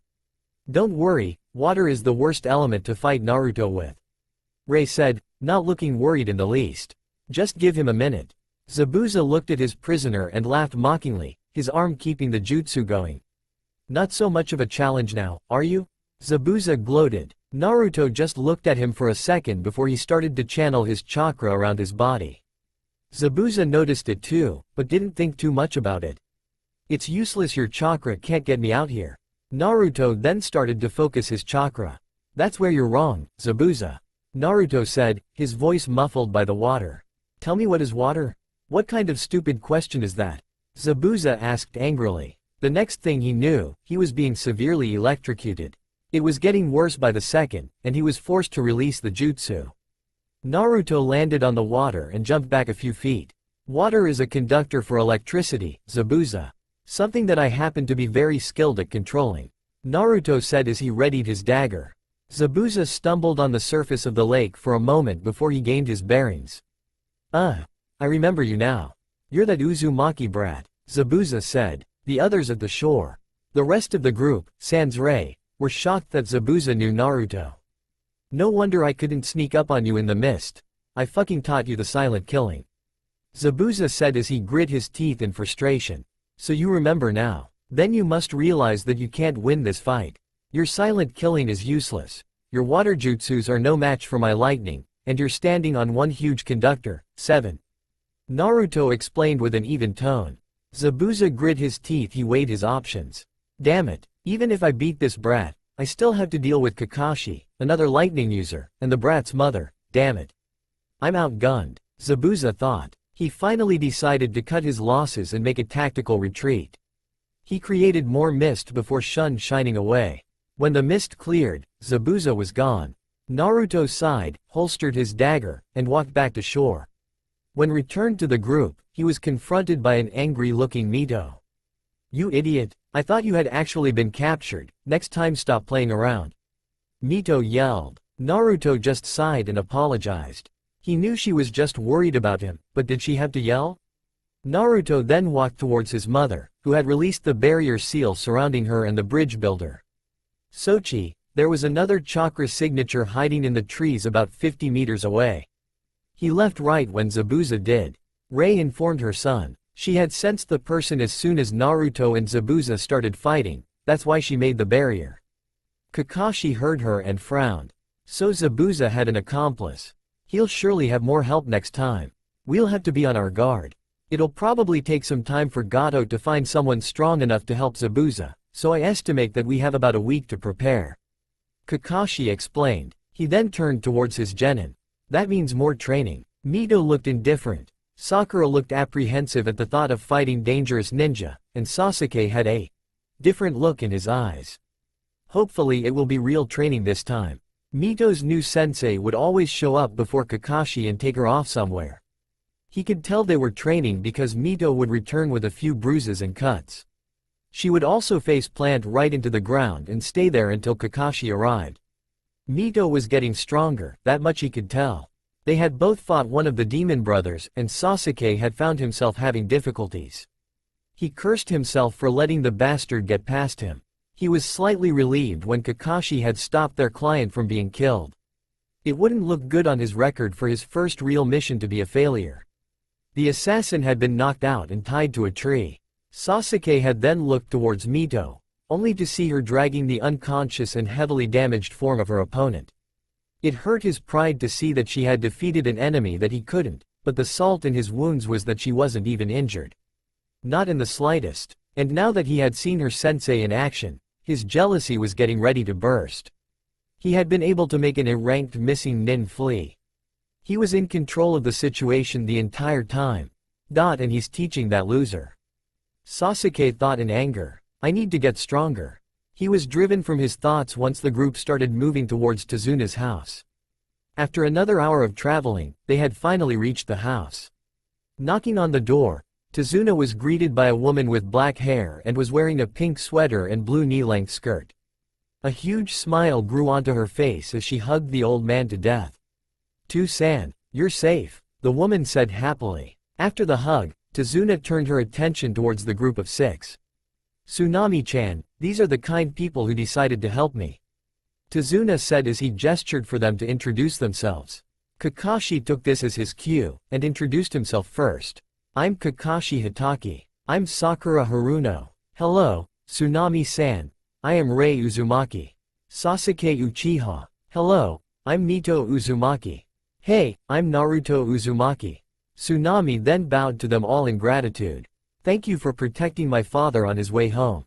I was so worried that I wouldn't see him again," Tsunami said. "Grandpa," yelled a young boy, who ran into the room and hugged his grandfather's legs. "Hey, Inari, these are the nice ninja that helped me back home." Some greeted the boy, but were ignored. "So, Tazuna-san, when will you begin working on the bridge?" asked Kakashi as he read his book. I'll start tomorrow. Alright, Sasuke and I will be your escort for that day. Tomorrow Sasuke will switch out with Sakura, and the day after will be Mito. Whoever is not on guard detail will be training. I'll give you some scrolls to work with so you will have a place to start. The genin all nodded in understanding. It was starting to get late, so the ninja retired for the evening. Mito, Rei, and Sakura shared a room while the guys got the other room. The next day, Naruto and Mito left the house to continue training. Rei had also decided to tag along, hoping to offer her own input. They went deep into the forest so they wouldn't disturb anyone. Alright Mito-chan, my Ka-san and I have been discussing ways to help you improve. One of the ways was by testing your elemental affinity. Naruto explained. Mito then gained a questioning look. How'd I do that? At her question, Rei pulled out a small piece of paper. This paper is made from a special tree that is almost constantly being fed chakra. If you channeled chakra into this she was cut off when Mito snatched the paper and channeled chakra into it. The paper split into two halves and both halves turned soggy. What does that mean? Mito asked excitedly. Rei sighed as she continued her explanation. I'll tell you if you don't interrupt, Mito-chan. If you're a fire element the paper burns, water makes it soggy, wind cuts it in half, earth makes it crumble like dirt, and lightning crumples the paper. Rei explained. The affinities that you have are wind and water. So how do I use my affinities? Mito asked. This time, Naruto stepped in to explain. You don't actually use an affinity. Affinities just indicate which types of jutsu you'll be able to use. Since your affinities are water and wind, you'll have an easier time using jutsu of those elements. I have a lightning affinity and a minor fire affinity, both of which are odd for an Uzumaki. Your affinities are more typical of our clan. My Ka-san also has a water affinity, so she'll be able to teach you some jutsu. In the meantime, you will be working on the usual stuff. Naruto explained as he motioned for Mito to start running around the clearing. The next 2 days passed quickly for the Uzumakis. Mito had been working on increasing her chakra control, and was now working on water manipulation. Rei had given Mito the task of trying to pull water out of a nearby lake. Once she could do that, she was to make different shapes with the water. The more complex the shape, the more control it took. On the third day, however, it was time for Mito to guard Tazuna with Kakashi. Naruto decided that he would simply walk around town, since there would be no training. After eating breakfast and bidding farewell to Mito, Naruto started off into town. As he went deeper and deeper into the town, he could see that wave desperately need the bridge. The buildings were in various states of disarray, and each looked like they were ready to collapse. There were also entire families living in the street, and it broke his heart that he couldn't do anything at the moment. Naruto eventually found himself in what appeared to be a red light district, although it didn't look much different than the rest of the town. Walking down the road a bit, Naruto heard a large amount of ruckus coming from one of the larger buildings. Naruto also noticed that there were thugs guarding the entrance. This particular building looked to be in better shape than others, so he decided to see what the commotion was. Walking past the guards, Naruto was greeted by the sight of numerous thugs and scantily clad women. A strip joint? Naruto thought dubiously. I realize this part of town looks to be a red light district but... Naruto then took a closer look at the expressions of each of the women. One could see disgust and shame etched on each of their faces if they looked close enough. Naruto was also shocked that some of them looked around his age. Naruto was driven from his thoughts by a scream, and looked to his left where the scream came from. What he saw made his blood boil. There were a group of thugs surrounding a woman, restraining her limbs, and grabbing at her clothes. Their intentions were very obvious to Naruto. Naruto also noticed that no moved to stop them. Temporarily suppressing his rage, Naruto stalked towards the group. He tapped on Thug on the shoulder and got his attention. What do you want, brat? Can't you see we're... The thug was cut off when Naruto roughly grabbed his collar and threw him across the room.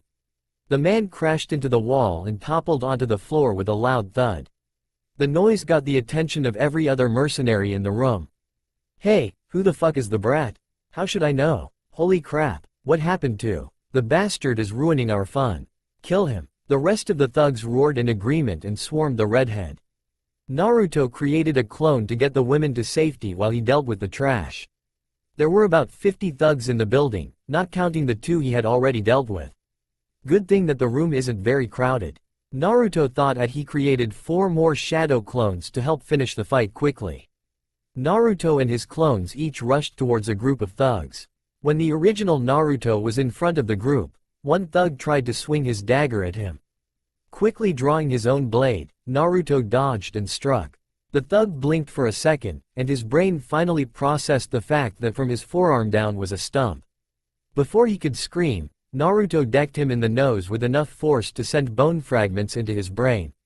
1. Naruto thought. He then heard footsteps coming from the side, and turned to block an overhead sword swipe. Pushing the blade away, Naruto thrust his foot into the mercenary's stomach, sending 3 feet away. Naruto lowered his leg and sent it backwards, catching another thug in chin. Both thugs were incapacitated by the devastating kicks. 3. Naruto turned towards the remaining 7 thugs and raised both his fists in front of him, dagger held firmly in his leading hand. He then smirked at the thugs, goading them with his opposite hand in a, "come on," gesture. 2 more thugs ran at the redhead, intent on killing him and mounting his head on a wall. One swung at Naruto with his axe, and Naruto ducked the swing. From his ducked position, Naruto sent a barrage of bone-breaking punches to his opponent's exposed torso. Finishing his assault, Naruto sent the thug flying with a strong right hook. 4. The next thug tried to cut open his exposed side with his katana, but Naruto stepped back. The thug seemed decent with his sword, but he was no match for a shinobi. Naruto intentionally kept backing up towards a wall, and when his back was against it, he dashed to the right. The thug's sword was then lodged into the wall. He tried to get it free, but his efforts were cut short by Naruto's leg crashing into his knee. The thug screamed as his leg was forced into an unnatural angle. Naruto then followed by slamming the hilt of his dagger into the thug's temple. 5. The remaining thugs were starting to become frightened of the redhead. However, they were certain that they could take him down if they attacked as a group. They grabbed their weapons and ran at Naruto, who was a fair distance away. Naruto, having had enough of dealing with such filth, gathered chakra to his limbs. Naruto then jabbed at the air twice, and sent a kick. The thugs would have laughed at their opponent if it weren't for the blue projectiles that were launched from Naruto's strikes. The 3 masses of moving chakra each hit a thug, the concussive force knocking them out cold. 8. The last 2 thugs tried to make a break for the exit, but Naruto wasn't going to have that. He gathered more chakra in his arms, and extended the chakra at the fleeing mercenaries. The chakra wrapped around their necks and they were pulled back towards Naruto. Once there, Naruto grabbed their heads and slammed them into each other, effectively knocking them out. As the last 2 men fell into unconsciousness, Naruto looked around the building and saw that his clones had taken care of the other mercenaries. Relaxing somewhat, Naruto dispelling all of his clones, and went to where his first clone had taken the girls. He walked into the forest behind the building, and was instantly swarmed by many of the women. They were all wondering who he was and if he was all right. Naruto eased their fears and introduced himself to them. After doing so, Naruto noticed that the woman he had initially saved had walked up to him. "Naruto-san, I would like to thank you for saving me, for saving all of us," the woman said as she bowed deeply. The other women followed suit. Naruto just scratched the back of his head sheepishly. It was no trouble. Naruto trailed off, not knowing the woman's name. "Oh, where are my manners?" the woman said. "My name is Umi. Nice to meet you." "Like I said, Umi-san, it was no trouble. I couldn't just let that happen," Naruto said, referring to what had almost happened. "Still, you have our eternal gratitude," Umi said as she rose from her bow. "Umi-san? Yes? Is this common in Nami no Kuni?" Naruto did not say it directly, but Umi understood what he meant. "Unfortunately, yes." She then released a sorrowful sigh. "Ever since Gato arrived in our land, he had been slowly bleeding our economy dry. When it got to the point that people couldn't pay their taxes, Gato started taking people as slaves. He would then sell them on the black market. However, he kept some of the women and girls for his twisted pleasures," Umi said as a few tears escaped her eyes. She had lost many friends to that monster, and she was later forced to work in that bar. She was lucky that Naruto showed up when he did. She did not dare to think about what would happen if he hadn't saved her.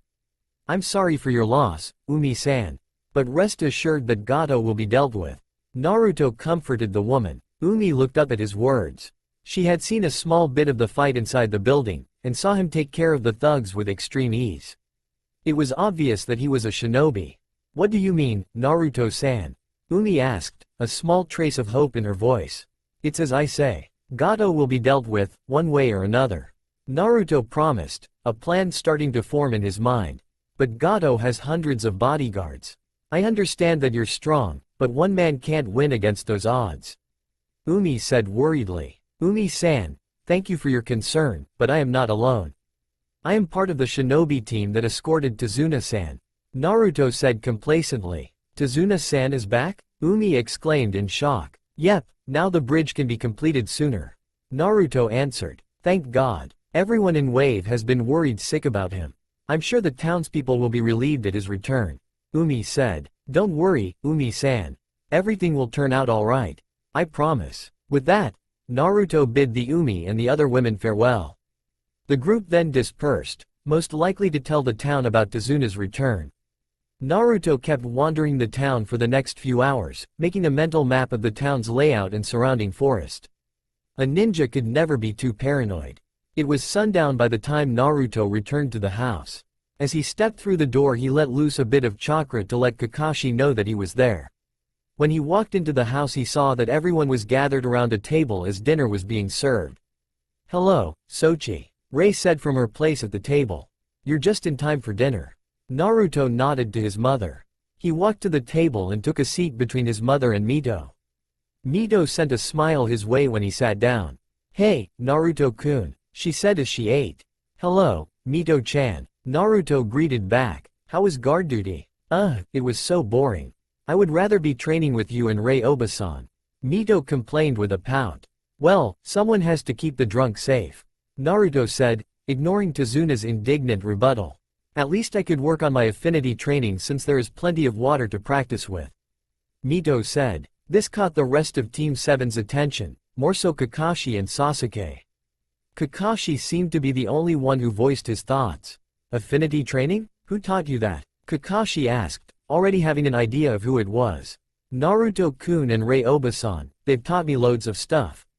Mito said with an excited grin. Kakashi then gained a stern look. Like what? Kakashi asked. Before Mito could answer, Naruto cut her off. Sorry, Kakashi-san, but it's a clan matter. Naruto said. Naruto had read up on Konoha's various laws and policies, especially the ones that concerned clans. One such law stated that any training and techniques belonging to a clan were strictly confidential. The only exception was if the training technique was potentially harmful to the village as a whole. Kakashi stared at Naruto for a second, but eventually relented. There was nothing he could do. Fine, was Kakashi's reply. At the other end of the table, Sasuke was clenching his fists. Mito is training in her affinity? All I've been told to do are stupid chakra exercises. When is Kakashi going to start actually training me? Sasuke raged mentally. He may know jutsu, but had not actually trained his affinity beyond what was required to make the jutsu work. What's worse is that Mito's affinity is water. That means any fire jutsu I use will be useless against her. Sasuke thought as he glared at the Uzumakis. How can you all be so calm? A voice said as everyone looked towards Tsunami's son, Inari. How can you be so cheerful when you are all going to die? Yelled Inari. Gato is just going to kill all of you. Why do you even bother? Mito seemed to take great offense to that statement. Stupid brat. We were hired to protect your grandfather. Stop being so ungrateful. Mito said heatedly. There is nothing you can do. Inari continued yelling. You have no idea how strong Gato is. You have no idea of the pain we went through.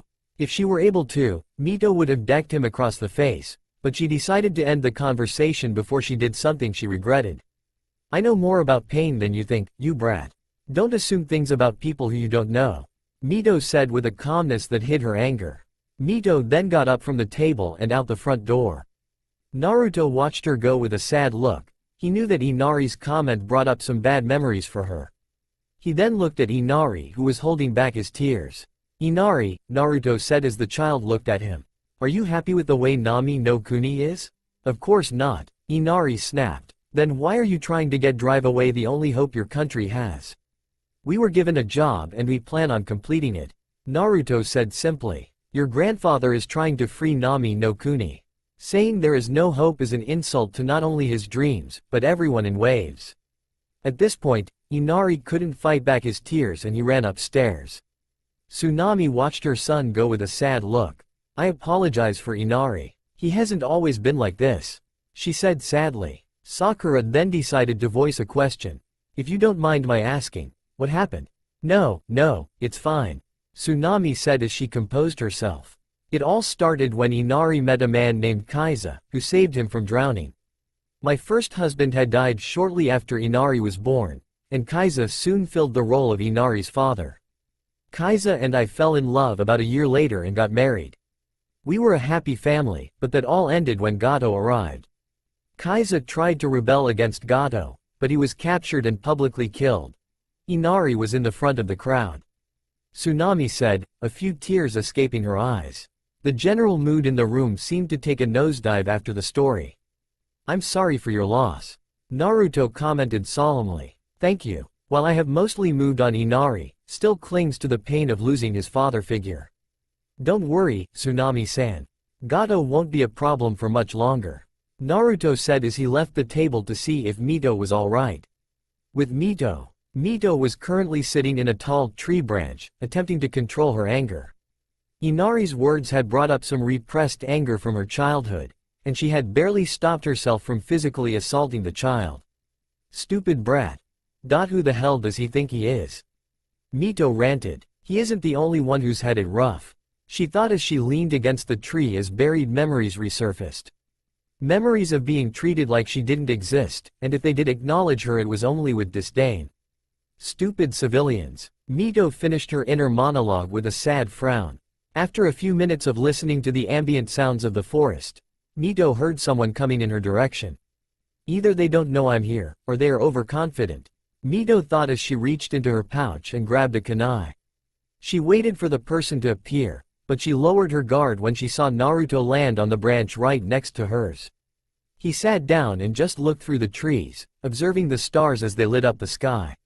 It's okay to be angry, Naruto said abruptly. It wasn't right for him to say what he did. The subject of his words were obvious to Mito. She sighed before looking at the sky as well. I'm not angry at the brat, Mito explained. He just brought up some bad memories. Naruto nodded, not turning away from his star-gazing. Want to talk about it? Mito was silent for a time before she spoke. When I was younger, I wasn't the most popular person to the people of Konoha. I was thrown out of the orphanage when I was 5, and it took almost 2 weeks for the old man to be informed, Mito said sadly. Naruto seemed outraged at the statement. How could they not figure out you were missing? The old man had said his forces had been spread thin from the Kyuubi's attack. He didn't have any soldiers to spare, Mito said. So, even 5 years after the Kyuubi's attack, the village was still recovering? Naruto asked rhetorically. I find that hard to believe. Yeah, now that I think about it, it does seem like the old man was just making excuses, Mito reasoned. Naruto looked at her and saw the same betrayed look she wore when she was told about her family. Naruto heaved a heavy sigh before he spoke. Mito-chan. I'm not defending what the old man said, not by a long shot, but do you really think he had any better explanations? I'm sure he felt horrible, as he should have. Mito's expression didn't change. As much as it would have hurt, the truth would have been better. If there is one thing that I hate, it's being lied to, Mito finished softly. You and me both, Mito-chan. Naruto agreed wholeheartedly. And you don't have to worry, I will never lie to you. We're family, after all, Naruto said as he smiled at Mito, who gave her own thankful smile. Thank you, Naruto-kun, Mito said as a small tear fell from her eye. I'm glad that I could talk to someone about this. Naruto just gave her a grin. No problem. If you ever need someone to talk to, I'm your guy, Naruto exclaimed as he stood up. So, you want to head back to the house? He asked. No, I think I'm going to train for a bit, Mito said. Alright, don't stay out too long, Naruto said as he dashed toward the house. Mito stood up from her seat and jumped down to the clearing. She then created 6 clones. Alright, I want 3 of you to go to the lake and practice water manipulation, but be on guard for anything suspicious. Mito then addressed the remaining clones. I want you three to work on the jutsu that Rei Obasan gave us to practice. As the clones left to do their tasks, Mito began her physical training. About a week before they had left Konoha, Naruto had made seals that would generate a field of resistance around her body. It was as if she were walking through water. Occasionally, Naruto would have to increase the resistance, but her Fuinjutsu training had progressed enough for her to adjust them herself. The higher the seal was set, the more resistance she would feel. Naruto said using these seals were a much better alternative to gravity seals since they wouldn't affect my body. Naruto created these seals because he had learned that gravity seals affected the spine. The increased gravity would compress the spine, making one gradually shorter. He was sure that the gravity seal could have other unknown effects, but didn't want to risk it. The gravity seals may be faster, but I don't want to risk you getting injured because it's faster, he had said. Of course, he then made a comment on how short she was. That earned him a punch from her. As sweet as he can be sometimes, he sure is an ass. Mito thought with snort. Naruto had spent a long time inventing the seal for her, and she was grateful, but did he have to smart ass all the time? Mito spent the next few hours training her body, and when a clone dispelled she created new ones. She made the clones dispel when they finished an exercise. Afterwards, she would create more clones, that way they would be more equipped for harder tasks. Her first 3 clones had managed to finish the first water manipulation exercise. The other clones were able to utilize one of the water jutsu. They hadn't mastered it, but it was battle ready. By the time Mito had finished her physical exercises, she was dead tired. As she leaned against the base of a tree, she planned to rest her eyes before heading back to the house. However, she quickly fell asleep. The next morning, a figure was currently walking through a clearing in the forest, occasionally crouching to pick some herbs. As the person walked deeper into the forest, they saw a teenaged girl sleeping against a tree. The person walked towards girl, and knelt beside her. The person seemed to contemplative what to do, before gently shaking her awake. Excuse me, miss, but you'll catch a cold if you sleep out here. The person's voice was kind, and decidedly feminine. Mito's eyes snapped open before looking at the person who woke her. Mito then straightened herself as she addressed the person in front of her. The person in front of her was definitely female based on her looks. She had dark brown hair that was the same length as her own, equally brown eyes, and an angular face. Around her neck was a black cloth choker. The girl was wearing a simple pink kimono, and was carrying a basket full of what looked like herbs. Thank you for your concern, but I'll be fine, Mito said politely. My name is Mito, by the way. The girl smiled as she held out her hand. It's nice to meet you, Mito-san. My name is Haku. That's all for now. If you enjoy then please like, share and do comments.